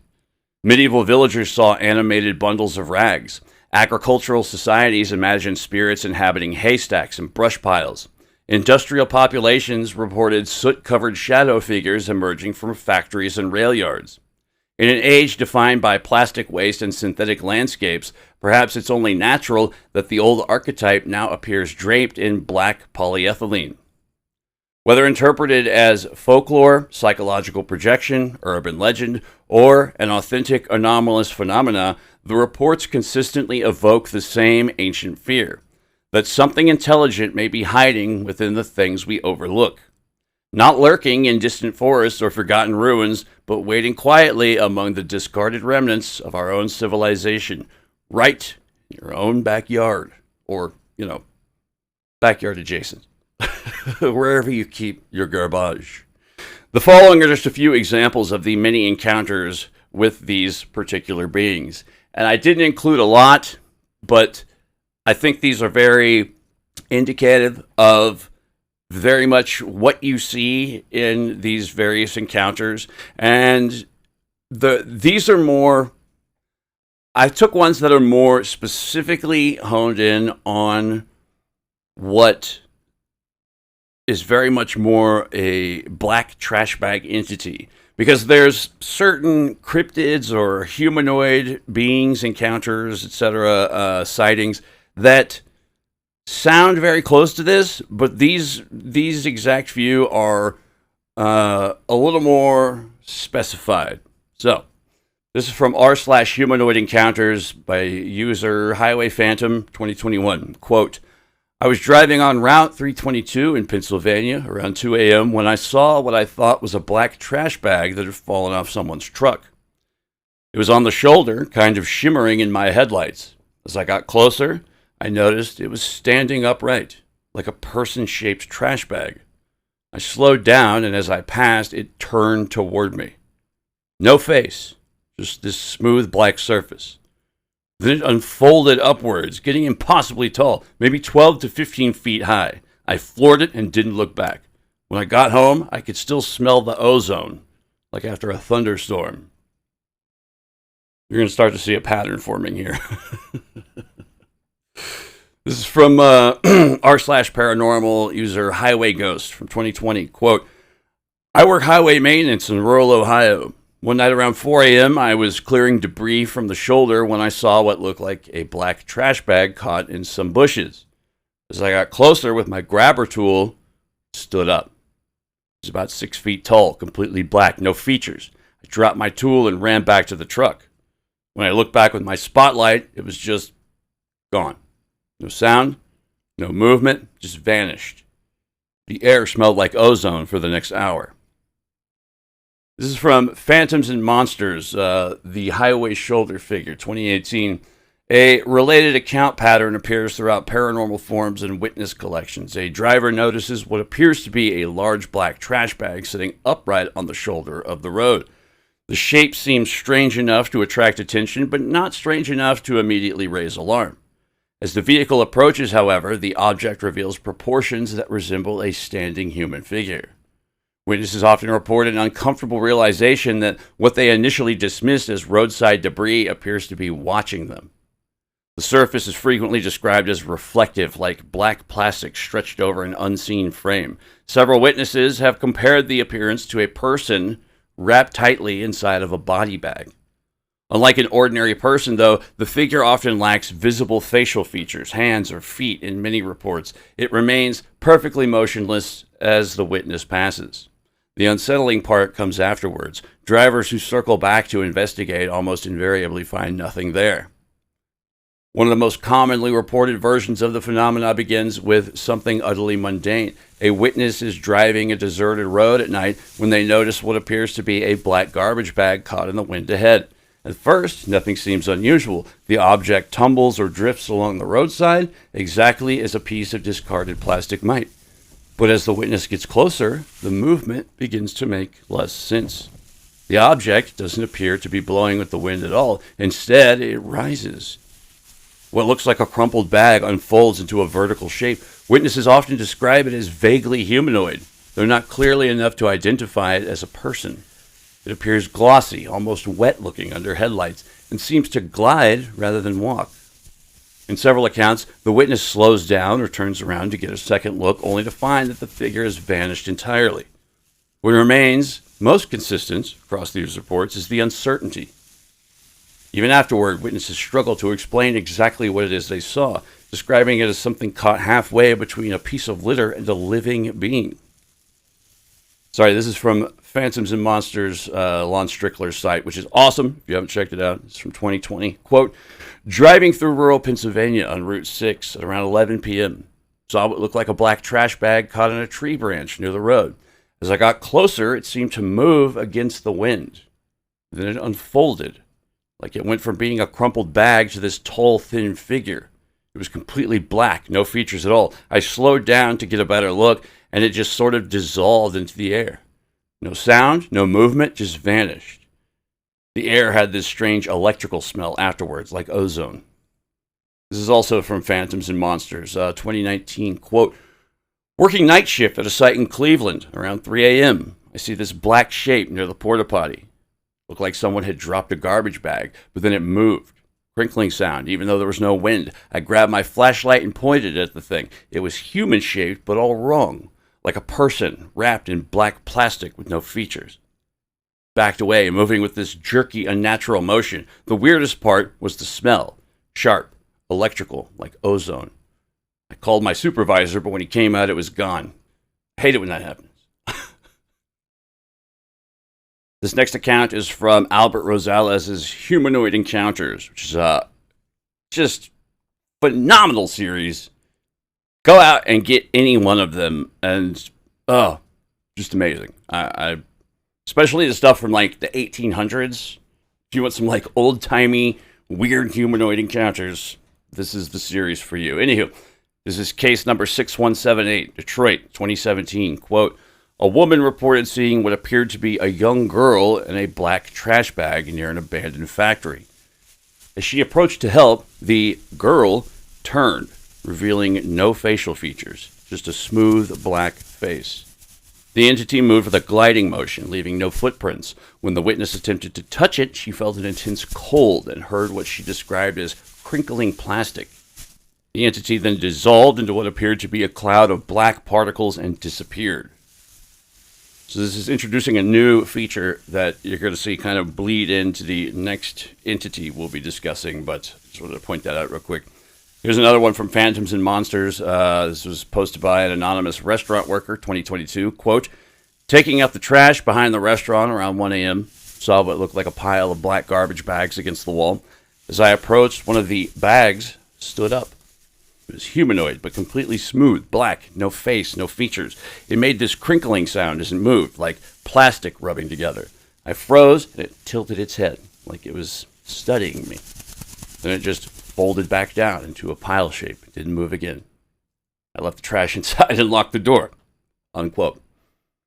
This is from r/urban exploration, posted by user Decay Hunter, 2021. Quote, exploring an abandoned industrial park in Baltimore. In one of the warehouses, there was this black shape in the corner that looked like a bunch of trash bags piled up.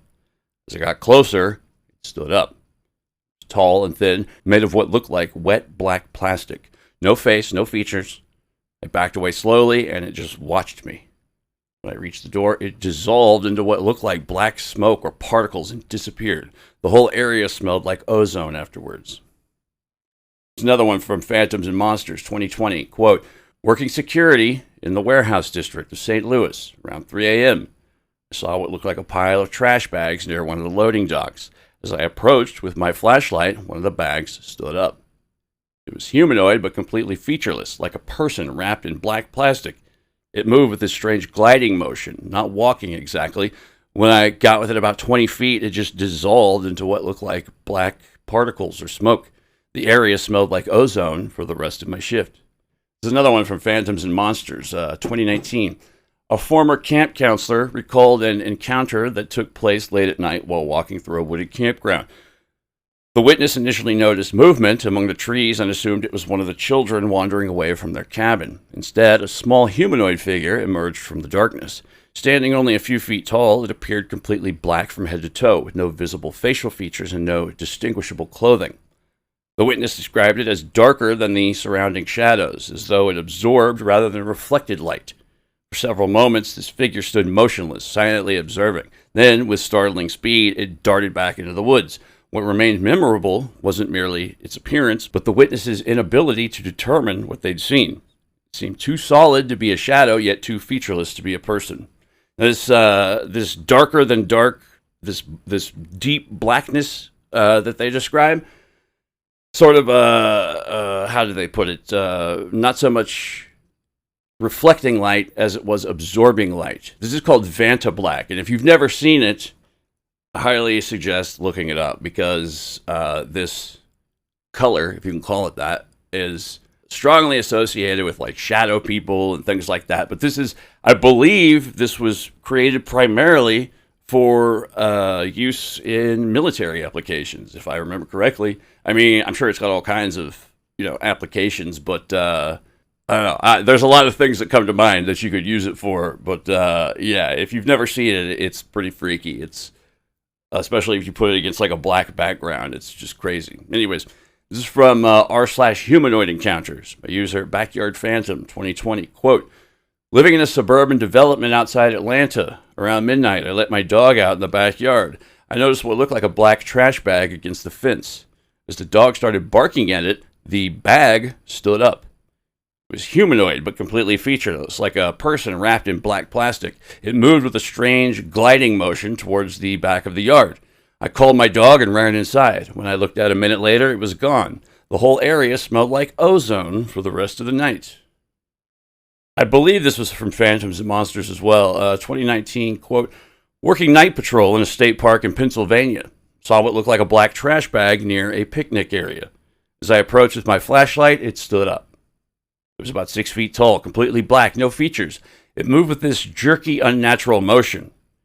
I called out to it and it just dissolved into what looked like black smoke. The area smelled like ozone for the next hour. I've been working here for 15 years and I've never seen anything like it, unquote. This one is definitely from Phantoms and Monsters, 2018, the body bag person. Numerous witnesses have described encounters with what researchers sometimes call the body bag person. The reports vary in detail but share a remarkably consistent visual image. The witness observes what appears to be a tall human figure wrapped entirely in loose black material. The fabric hangs from the shoulders in folds, concealing any indication of clothing or anatomy beneath. In some accounts, the figure possesses a vaguely visible head. In others, there's only a rounded protrusion where a head should be. The most unsettling feature is often the absence of legs. Witnesses frequently report that the entity seems to glide silently above the ground, the lower portion of the black material trailing beneath it like an empty sack. The resemblance to a drifting garbage bag or discarded tarp appears repeatedly throughout descriptions. In many cases, the figure is observed only briefly before slipping behind a tree, building, or parked vehicle and disappearing altogether. This is from r/high strangeness posted by user Shimmerwatch 2021. Quote, walking home from a friend's house in suburban Maryland around 1 a.m. Saw what looked like a black trash bag in someone's yard. As I got closer, it stood up.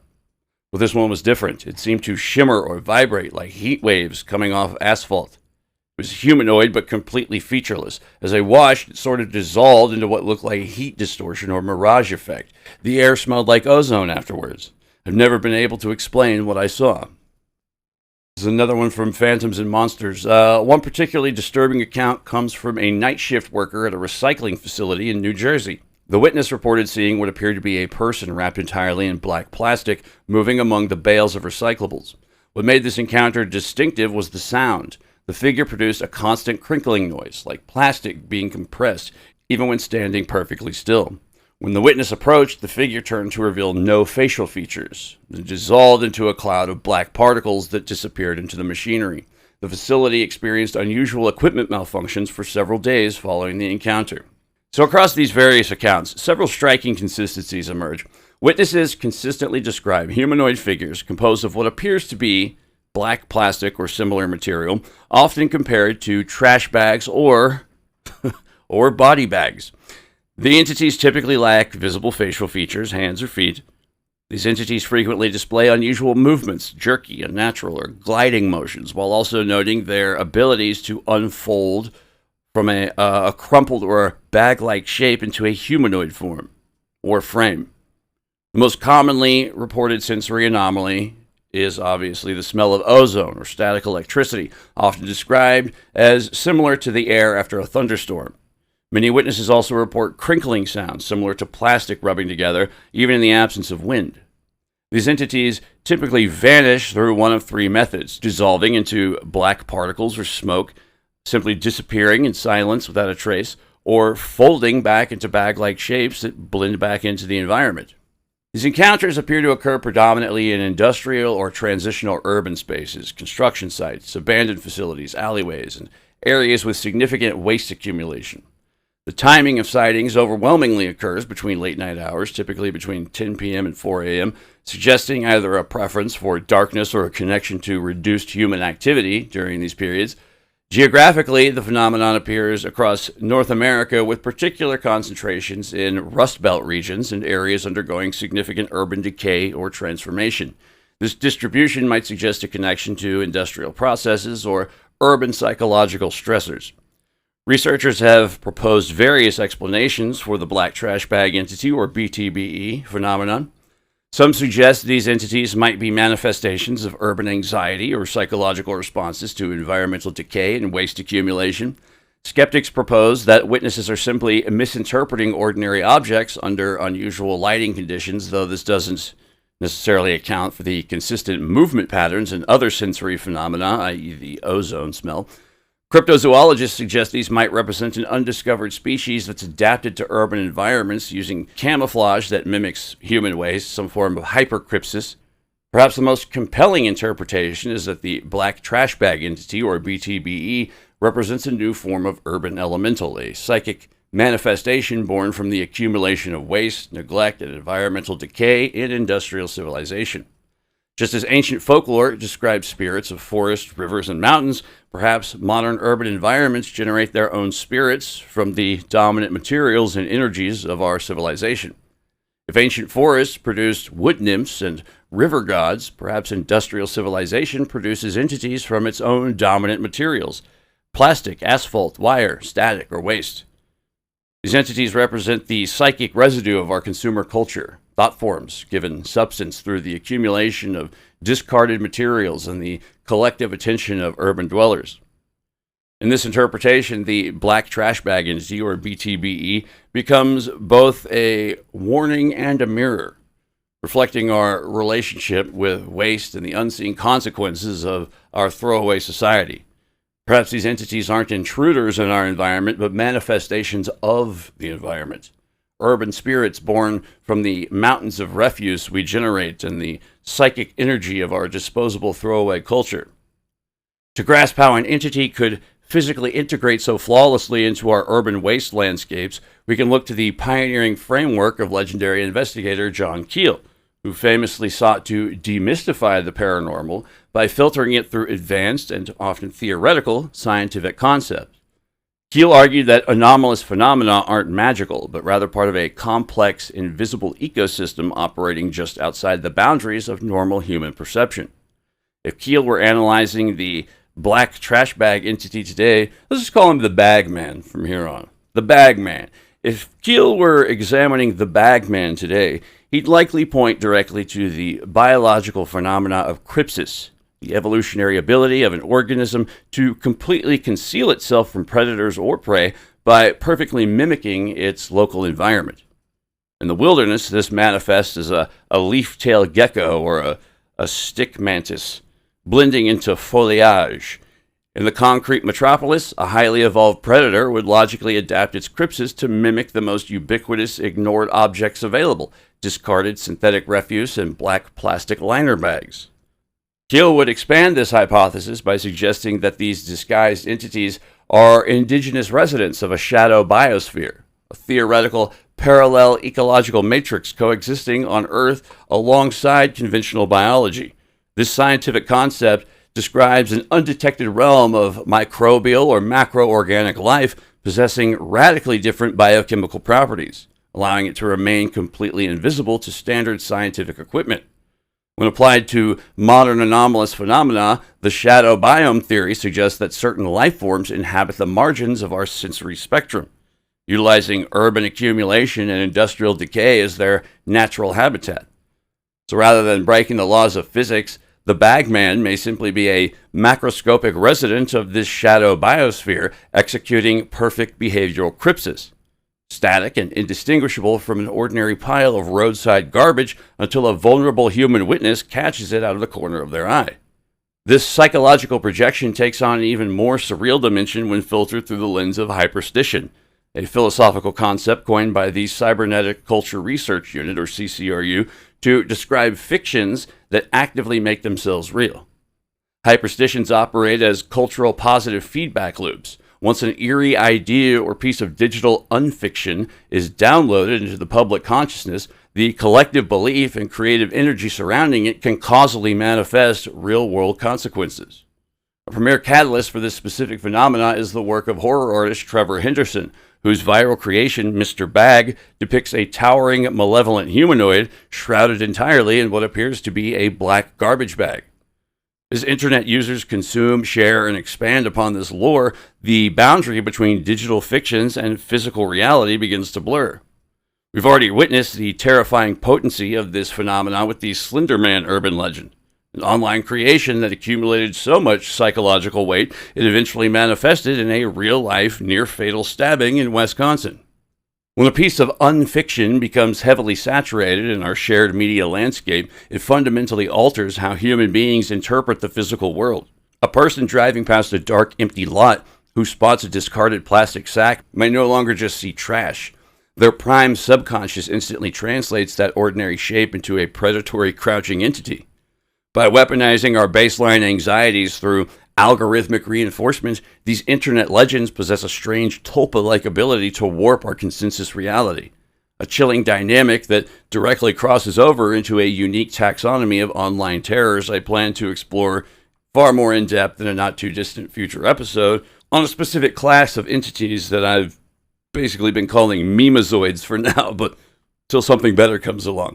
But this whole potential system behind these manifestations, if you want to call it this tulpatronics behind it, if there happens to be some sort of advanced form of this that certain people in certain military industrial complexes maybe have a better grasp on, I shudder to think what the weaponization capabilities of something like this process could be. Whatever their ultimate nature, the black trash bag entity, Mr. Bag, the Bagman, the BTBE, remains one of the most consistent and unsettling phenomena in modern paranormal research, challenging our understanding of the boundaries between the natural and artificial, the material and the psychic, the mundane and the mysterious in our urban environments. If the black trash bag entity represents the skin of the modern city, then hive entities or swarm people may represent its nervous system attempting to think.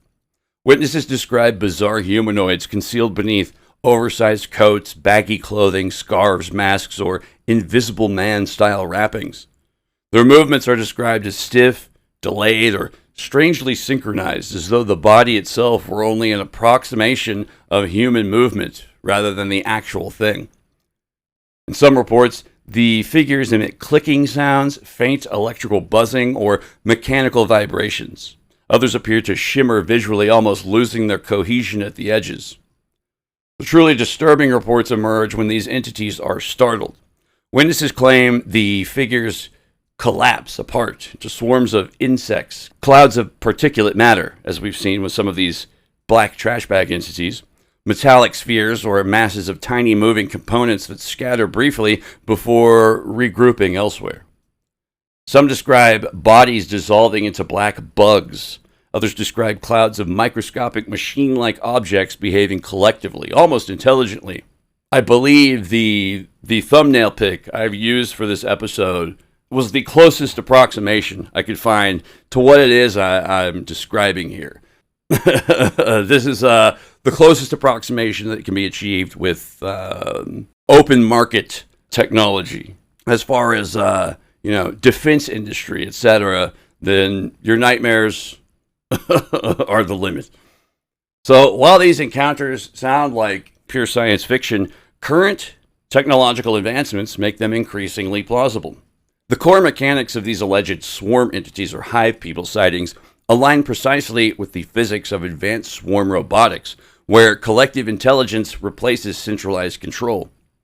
In these systems, hundreds or thousands of independent micro-units utilize localized, decentralized algorithms inspired by biological behavior like anti-collision bird flocking or ant colony optimization. Rather than relying on a vulnerable central command server, each individual micro-drone continuously pings its immediate neighbors via ultra-wideband mesh networks, adjusting its flight path, velocity, and spatial positioning in real time. When viewed by an outside observer, this hyper-synchronized micro-coordination causes the entire cluster to resemble a single organic breathing entity. The U.S. military's DARPA has been aggressively pioneering this spatial manipulation through its offensive swarm-enabled tactics, also known as OFFSET, the OFFSET program, weaponizing autonomous drone swarms specifically to flood dense, unpredictable urban combat zones. This fluid, distributed movement becomes even more deceptive when integrated with programmable matter, a technological threshold where modular, sub-centimeter robotic units function as artificial atoms, or quote-unquote CATOMs. Engineering labs like MIT's Self-Assembly Lab and Intel's Claytronics project has successfully demonstrated how these miniature units can use electrostatic or electromagnetic forces to physically interlock, detach, and remesh on the fly, literally. In a practical deployment scenario, a cloud of these microcomponents, often referred to as utility fog, can shift from a completely translucent scattered mist into a dense, light-blocking physical barrier in a fraction of a second. If a military-grade utility fog were to execute automated reconnaissance maneuvers in low-light environments, the collective cluster would naturally distort ambient light, cast undulating shadows, and mimic the shifting, erratic silhouettes of a towering humanoid entity before instantly dissolving into a nearby drainage grate. The physical hardware required to manifest these terrifying encounters has already left the conceptual phase, driven by rapid miniaturization in micro-drone and biomimetic engineering. AeroVironment and Teal drones have repeatedly pushed the boundaries of micro-UAVs, unmanned aerial vehicles, which I find the recent shift in terminology from UFO to UAP and UAV, I don't know, it's almost, oh look, the letters are similar, brr, but like, it's the people pushing the terminology. That's what makes me question it. Anywho, these people designing nano drones that mirror the exact physical profiles, acoustic dampening, and flight patterns of insects. These modern reconnaissance assets don't utilize loud, traditional quadcopter propellers. Instead, they feature piezoelectric actuators that flap synthetic translucent wings at ultra-high frequencies, rendering them virtually silent against the ambient noise of a city. To maximize stealth, their outer chassis are coated in advanced Vantablack carbon nanotube arrays or electrochromic polymers, allowing the microdrones to dynamically alter their light absorption and blend seamlessly into pitch-black environments.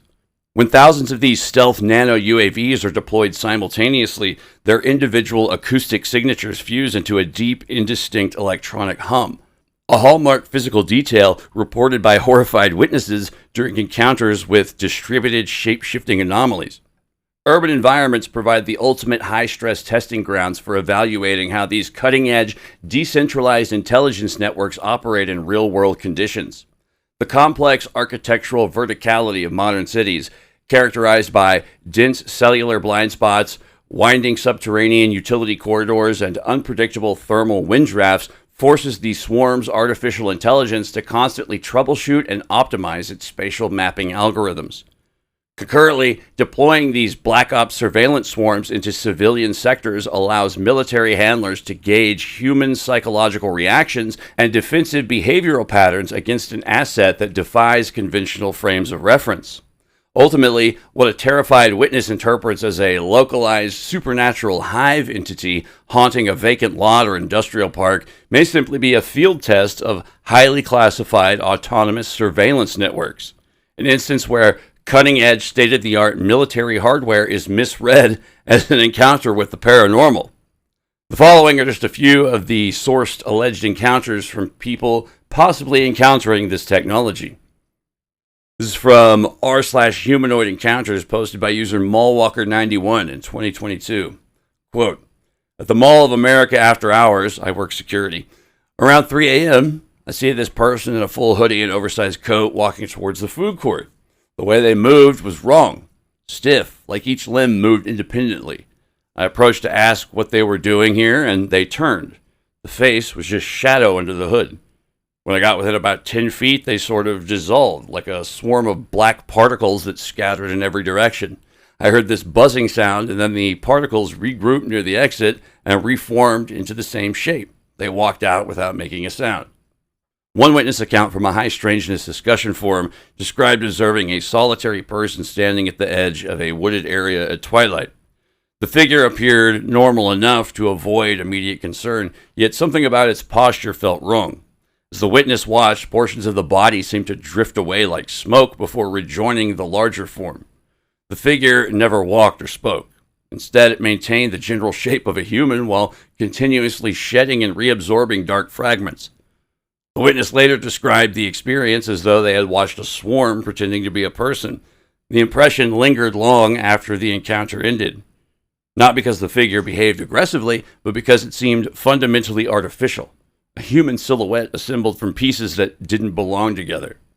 This is from Phantoms and Monsters, allegedly submitted by an anonymous TSA agent in 2021. Quote, working the graveyard shift at O'Hare. Terminal 3 is mostly empty. I see this person in a bulky coat moving through the security area when no flights are operating. Their movements were delayed, like there was a lag between their thoughts and actions. When I called out to them, they turned, and I could see their face was just darkness under the hood. Then they sort of shimmered and broke apart into what looked like a cloud of tiny metallic spheres. The cloud moved towards the exit and reformed into the humanoid shape before disappearing around the corner. This is from r/high strangeness, posted by user CityWatcher 2019. Quote, in downtown Seattle during the evening rush, this person in baggy clothes and a face mask just collapses in the middle of the sidewalk. People rush to help, but instead of a person hitting the ground, it's like a cloud of black insects or particles that scatter. Everyone freaks out, but then the particles regroup about 20 feet away and reform into the same shape. The person, quote-unquote person, just walks away like nothing happened. Security cameras caught it all, but the footage was quote-unquote corrupted, according to the police report. One witness described seeing what initially appeared to be an ordinary woman standing near a tree line at dusk. There was nothing remarkable about her appearance except that she remained perfectly still despite the changing conditions around her. As the witness continued watching, subtle movements became visible across the surface of her body. What first seemed like shifting clothing gradually revealed itself to be thousands of tiny moving forms. The figure began losing its human outline. Sections of the body appeared to unravel into swarms of insects. Within movements, the woman-shaped silhouette collapsed entirely, breaking apart into a cloud of dark, buzzing shapes that scattered into the surrounding vegetation. Although similar imagery appears frequently in folklore and horror fiction, witnesses who report such encounters often insist they had no frame of reference for what they observed at the time. This is from r/paranormal, posted by user/rooftop runner 2020. Quote, running rooftop routes in LA for exercise. Saw this figure in baggy clothes standing near the edge of a building. As I approached, they turned and their face was completely obscured. When I got within about 15 feet, they sort of broke apart into what looked like a swarm of black flies. The swarm moved along the rooftop edge and then reformed into a humanoid shape before jumping to the next roof. No human could make that jump, but the swarm, quote-unquote swarm, just flowed across the gap, unquote. The hive people phenomenon may represent experimental technologies being tested in urban environments. Tight-knit formations of surveillance drones or other distributed systems that people having no reference for such technology interpret as supernatural entities. Or they may represent something stranger. Avatars of the city's distributed intelligence testing the possibility of embodiment. If ancient peoples believed rivers generated river spirits, forests generated forest spirits, and mountains generated mountain gods, then an obvious question follows. What exactly does a city generate? The answer may seem self-evident to modern audiences. Cities produce traffic, pollution, noise, information, waste, and endless streams of human activity. Yet throughout history, human beings have rarely viewed such forces as purely mechanical. Again and again, cultures have imagined invisible intelligences emerging from the environments they inhabit. Ancient settlements possessed tutelary deities. Roman cities had their genius loci. Chinese cities possessed city gods. Medieval towns accumulated patron saints, local spirits, ghosts, and legends tied to specific streets, bridges, and marketplaces. The underlying assumption remains remarkably consistent. Wherever humans gather in sufficient numbers, something else gathers alongside them. As industrial civilization expanded, the haunted landscape evolved as well. New environments produced new folklore. The haunted forest became the abandoned subway tunnel. The cave became the utility corridor. The sacred well became the storm drain. Ancient crossroads transformed into overpasses, train yards, and flickering intersections illuminated by sodium lights and surveillance cameras. And from this new environment emerged a growing body of modern witness reports describing entities that appear inseparable from the infrastructure surrounding them. Among the most common are reports of what witnesses describe as static figures or electrical people. These accounts frequently emerge from technicians, maintenance workers, security personnel, and late-night employees occupying environments saturated with electromagnetic equipment. Witnesses describe vaguely humanoid forms composed of visual noise, shimmering distortion, or flickering interference. The entities are often accompanied by ringing ears, metallic tastes, electronic malfunctions, or unexplained static discharges. Some describe them as resembling human silhouettes constructed from television snow. Others compare them to heat mirages shaped in the form of a person. Regardless of the description, the recurring theme remains remarkably consistent. The figure appears intrinsically connected to the electrical systems surrounding it. A similar pattern appears throughout urban exploration communities. Witnesses investigating abandoned factories, warehouses, tunnels, and industrial facilities frequently describe entities that seem physically continuous with the structures they inhabit.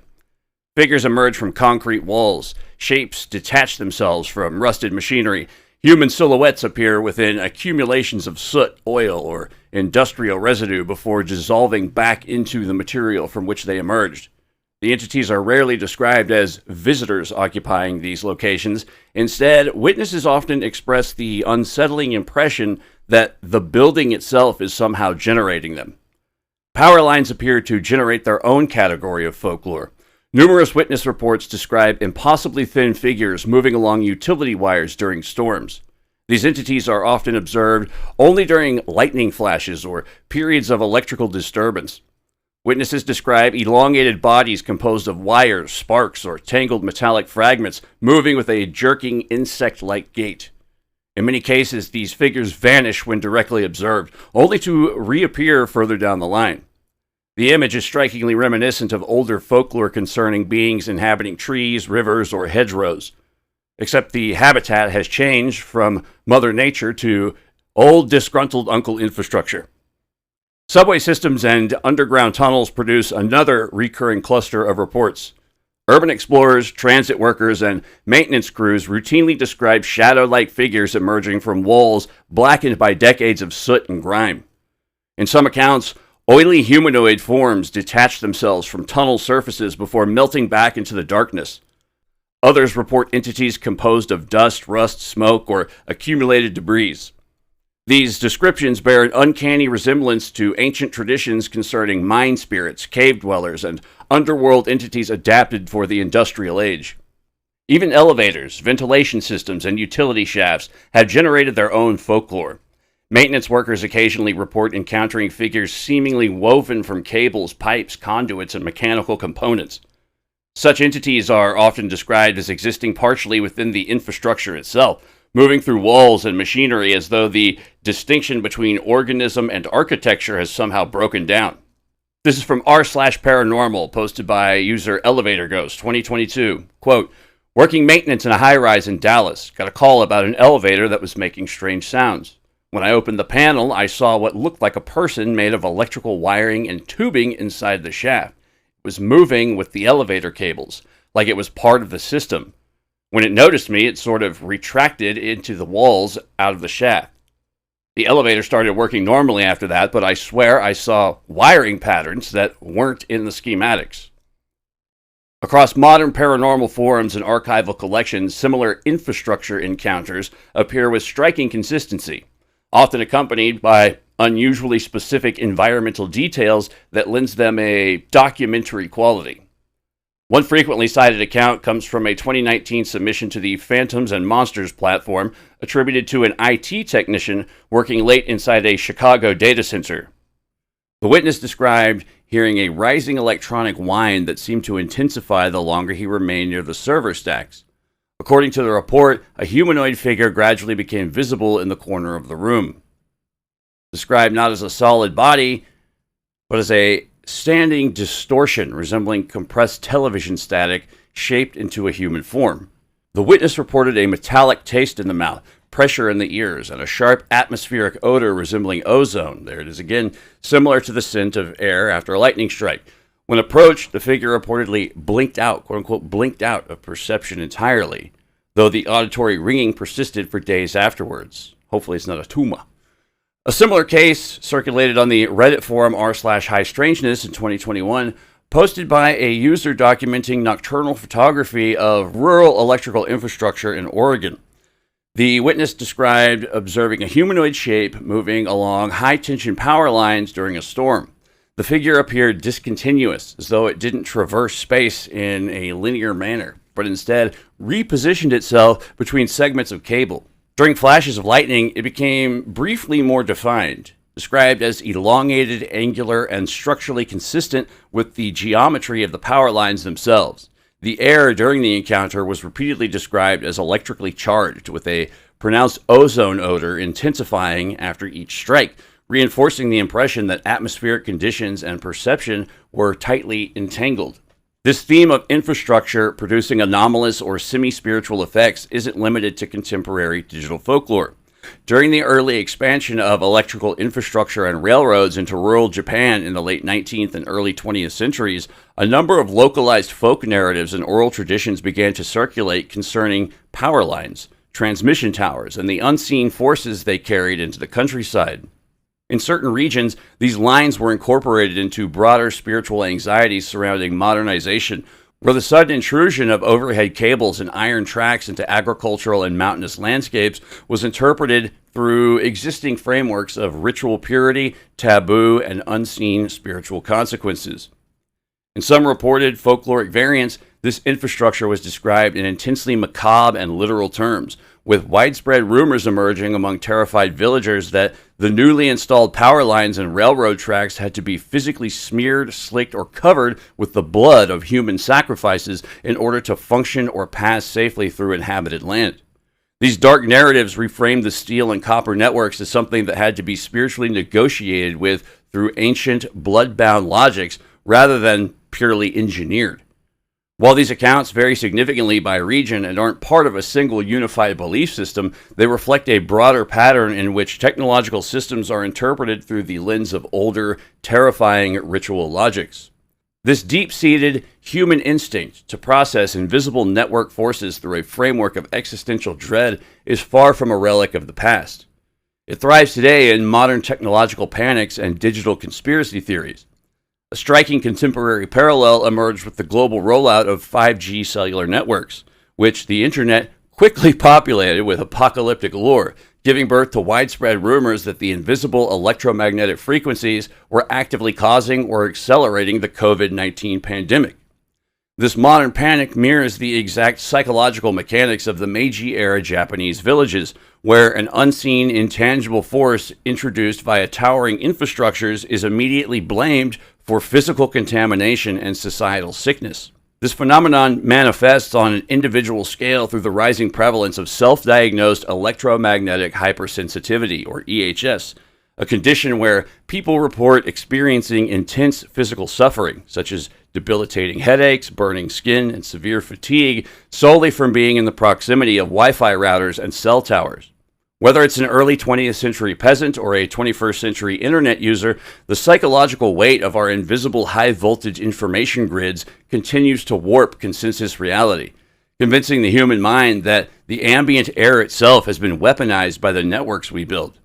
And while I don't entirely discount the idea that our modern electromagnetic and informational network technologies possibly induce adverse effects upon our health, as it's obvious that not all the science is in with regards to long-term exposure to such environmental factors, the intensely fascinating overlap between these particular technologies and the psycho-spiritual realms is a huge topic for a future investigation. However, for the skeptics who might dismiss such ideas outright and entirely, just take a look at the phenomena referred to as tower death. This eerie atmospheric phenomenon is a modern urban legend and paranormal subgenre centered around the extreme unseen frequencies carried by high-voltage radio towers, television masts, and electrical transmission infrastructure.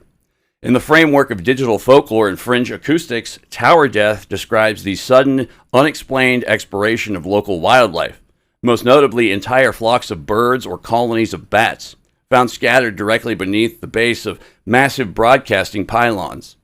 While mainstream physics attributes these grim discoveries to simple, low-visibility physical collisions with the tower's steel lattice or structural guy wires, the lore of the internet has re-engineered the phenomenon into something far more insidious.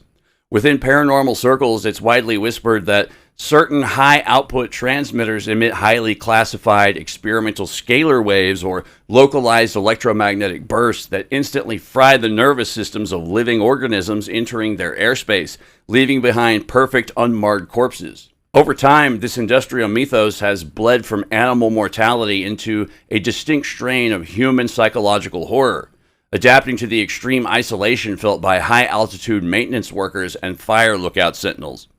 In these narrative circles, tower death is used as a shorthand to describe a profound, acute state of psychosis triggered by prolonged exposure to the deep, silent hum of active transmitters.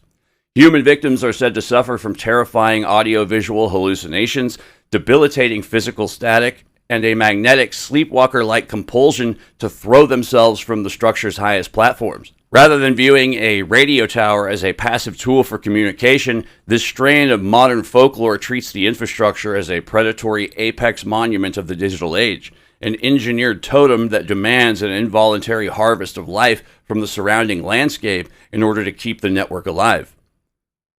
While the folklore surrounding tower death veers into the realm of psychotronic weapons and supernatural horror, the term is anchored to a tragic and highly documented environmental reality. In the fields of ornithology and wildlife biology, the literal tower death of flying animals is a massive conservation crisis known as avian pylon collision. Every year, millions of migrating birds and bats are killed directly by broadcasting masts, communication towers, and high-voltage power lines. The primary cause of these mass casualties isn't experimental radiation, but a fatal combination of structural engineering and animal biology. During nocturnal migrations, birds rely heavily on celestial navigation and the Earth's natural magnetic fields to guide their flights. When they encounter massive engineering structures rising hundreds of feet into the air, the intense, steady-burning red warning lights required by aviation authorities completely disorient the birds' internal navigation systems. Instead of flying past the obstacle, entire flocks become magnetically trapped in the artificial glow, circling the structure in a state of blind panic until they drop from sheer exhaustion or suffer fatal, high-velocity impacts against the steel lattice and nearly invisible structural guy wires.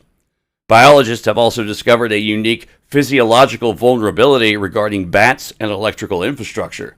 Certain high-voltage transmission lines emit a faint, continuous ultrasound hum and electromagnetic vibration that humans can't perceive, but which directly interfaces with a bat's highly sensitive echolocation system.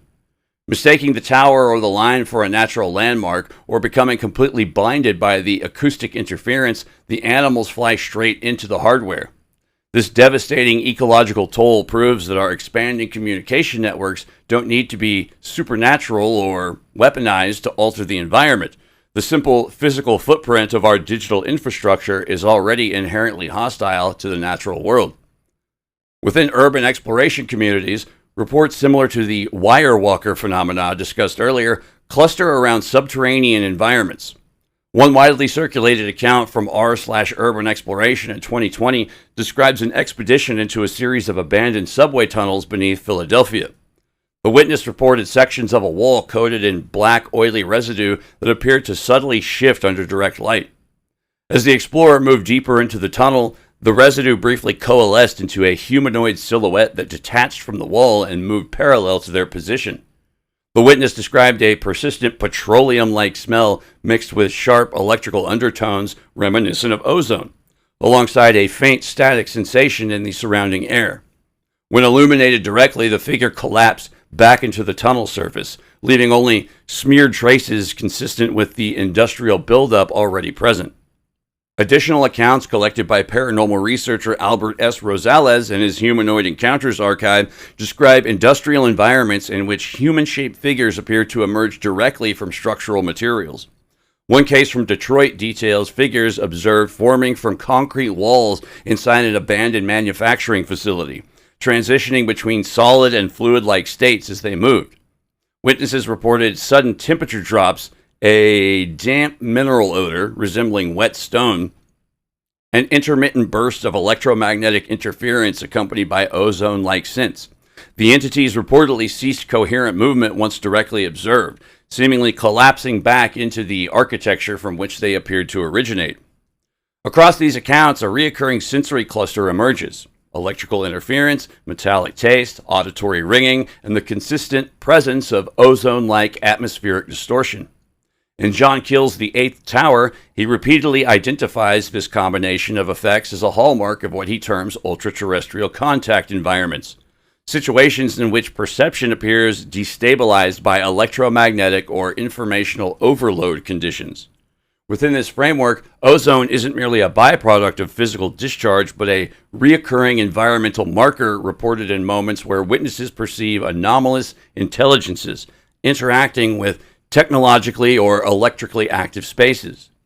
Taken together, these reports suggest that the entity effect may be tightly coupled to infrastructure itself, not as a habitat, but as a generative source.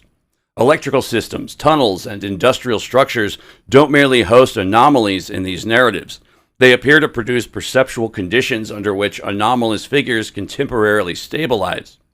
Nowhere is this more striking than in the reoccurring graffiti-associated reports emerging from urban exploration spaces. For centuries, humans have attributed supernatural significance to symbols placed on walls. Ancient temples accumulated protective inscriptions. Medieval buildings carried apotropaic marks intended to repel spirits. Modern cities, meanwhile, are saturated with graffiti, tags, murals, symbols, and anonymous messages left by unknown hands. Within urban folklore, graffiti-covered tunnels, sealed utility corridors, and abandoned transit structures repeatedly emerge as locations associated with unusual experiences centered on movement within the environment's markings. In multiple accounts posted to urban exploration forums and Reddit communities, witnesses describe faces appearing within murals where no faces existed before, and eyes that seem to actively follow observers through the darkness of underground passages. This sensation of layered tags and overlapping symbols reorganizing into human-like forms often occurs when viewed from specific angles or under low-light conditions, leaving explorers with the persistent impression that certain walls feel inhabited, as though generations of markings have accumulated into an organic entity rather than mere decoration. In some cases, these encounters venture into the surreal, with explorers reporting that strange figures spotted near specific symbols can no longer be relocated, or that documented faces in the paint have completely changed or disappeared upon a return visit, despite absolutely no physical evidence of repainting or human disturbance. While these experiences are often interpreted as pareidolia, which is pattern recognition under conditions of low light or cognitive stress in this instance, they recur with enough consistency in similar environments to form their own informal category within urban exploration folklore. The sense that certain walls feel occupied, not by objects but by presences distributed through accumulated markings. In this framing, graffiti isn't merely decoration or vandalism, but a kind of layered inscription that gradually transforms infrastructure into a mnemonic or semi-symbolic surface, one that appears, under certain conditions, to respond to perception. From this perspective, modern infrastructure encounters form a continuous spectrum rather than isolated phenomena. At one end are purely mechanical interactions: electrical noise, structural decay, optical distortion, etc. At the other end are fully articulated anthropomorphic perceptions: static figures, wire-bound silhouettes, concrete-born shapes, graffiti that appears to look back at the observer. The boundary between these categories isn't stable. It shifts with environment, attention, and interpretation, and in each case, the same underlying patterns persist. Human perception encounters a system dense with signal, repetition, residue, and a hidden structure, and that system appears to return the gaze. The environments change, but the implications remain the same. Modern infrastructure doesn't feel empty, but inhabited. Whether interpreted psychologically or paranormally, the symbolism is difficult to miss. Ancient peoples carved sacred symbols into stone. Modern cities layer their walls with tags, murals, warnings, and anonymous declarations of presence. In both cases, humans leave fragments of themselves embedded within the environment. The city becomes a vast repository of memory, identity, conflict, and intention. From this perspective, modern urban cryptids begin to resemble something far stranger than simple monsters. They resemble wildlife. Not biological wildlife, but psychic wildlife, the spiritual fauna of industrial civilization. The black trash bag entity, or BTBE, lurking among refuse and neglected infrastructures. The hive entity, or swarm person, assembled from countless smaller components. The static man, inhabiting electrical systems. The wire walker, moving among power lines. The concrete goblin, or gargoyles, emerging from abandoned structures. The tunnel phantom, lurking within forgotten transit networks. Each appears intrinsically linked to a specific environment. Each reflects the materials, technologies, and anxieties of the world that produced it. And just as forests once possessed dryads, rivers possessed nymphs, and mountains possessed gods, perhaps the modern megalopolis has developed an invisible ecology all its own. An ecosystem not of flesh and blood, but of symbols, information, electricity, waste, memory, and belief. Because if ancient cities possess spirits, there's little reason to assume that modern cities do not. The only difference may be that their new gods wear concrete instead of stone, static instead of mist, and graffiti instead of sacred inscriptions. That's going to do it for this episode. When we come back, we're going to look a little bit deeper into the gods and entities that inhabit and personify cities. We're going to delve a lot deeper into the idea of powers and principalities. We're going to look at the deeper connections between egregores, the Grigori, aka the Watchers, the fallen angels of, Genesis 6, I think it is. We're going to look at the idea of these powers and principalities, the archons, the personifications and embodiments of nations and cities, and just the overminds of these places, and delve into what just a weird and delve into a sort of strange theoretical framework that involves the modern surveillance state, the all-seeing evil eye, the Watchers, the egregore, and the concept of quantum observer effect. What happens when or if the all-seeing eye blinks? What happens if Cthulhu, who lies dreaming, wakes up? That's kind of the stuff we're going to get into next episode. So I hope you enjoyed this one. Before we finish, I just wanted to quickly add, first off, if any arborists, quote unquote, happen to listen, if anyone knows a good way to get rid of bark beetles without killing a tree, let me know. I've looked into some, pheromone stuff you can buy and certain packets and whatnot. Also, I wanted to give a shout out to Technology 7. If any listeners out there are interested in 7.0 or Kratom products, these guys aren't paying me at all, but I just wanted to give Technology 7 a shout out because I recently had a whole kerfuffle with a product, and these guys went above and beyond. Like, seriously, I don't really do product shout outs or whatever, but these guys, man, I don't know, they just kind of they got me in a good time, and they sort of reaffirmed my faith in humanity. Like, these people went out of their way to help me out, and it was great to see. And just I don't know, it gave me a warm fuzzy feeling inside. And these are awesome people who enjoy what they do, and they're really into just helping people. And I really appreciate it, and I just wanted to say that. But yeah. So, yeah. Anywho, wrapping up this episode. That was the other news department for this episode.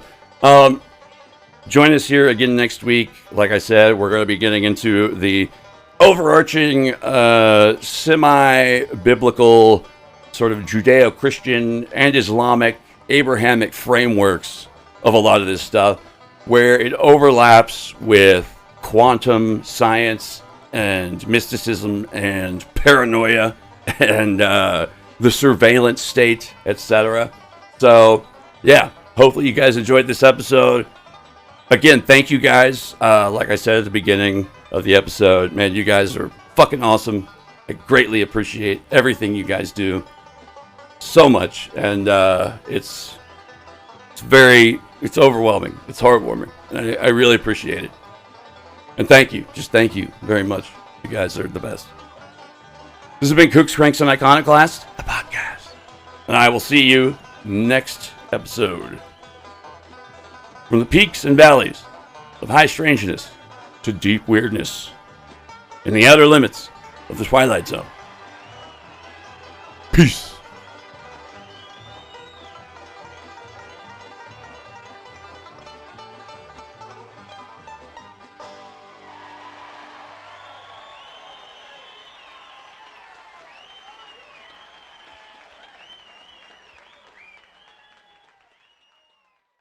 My voice!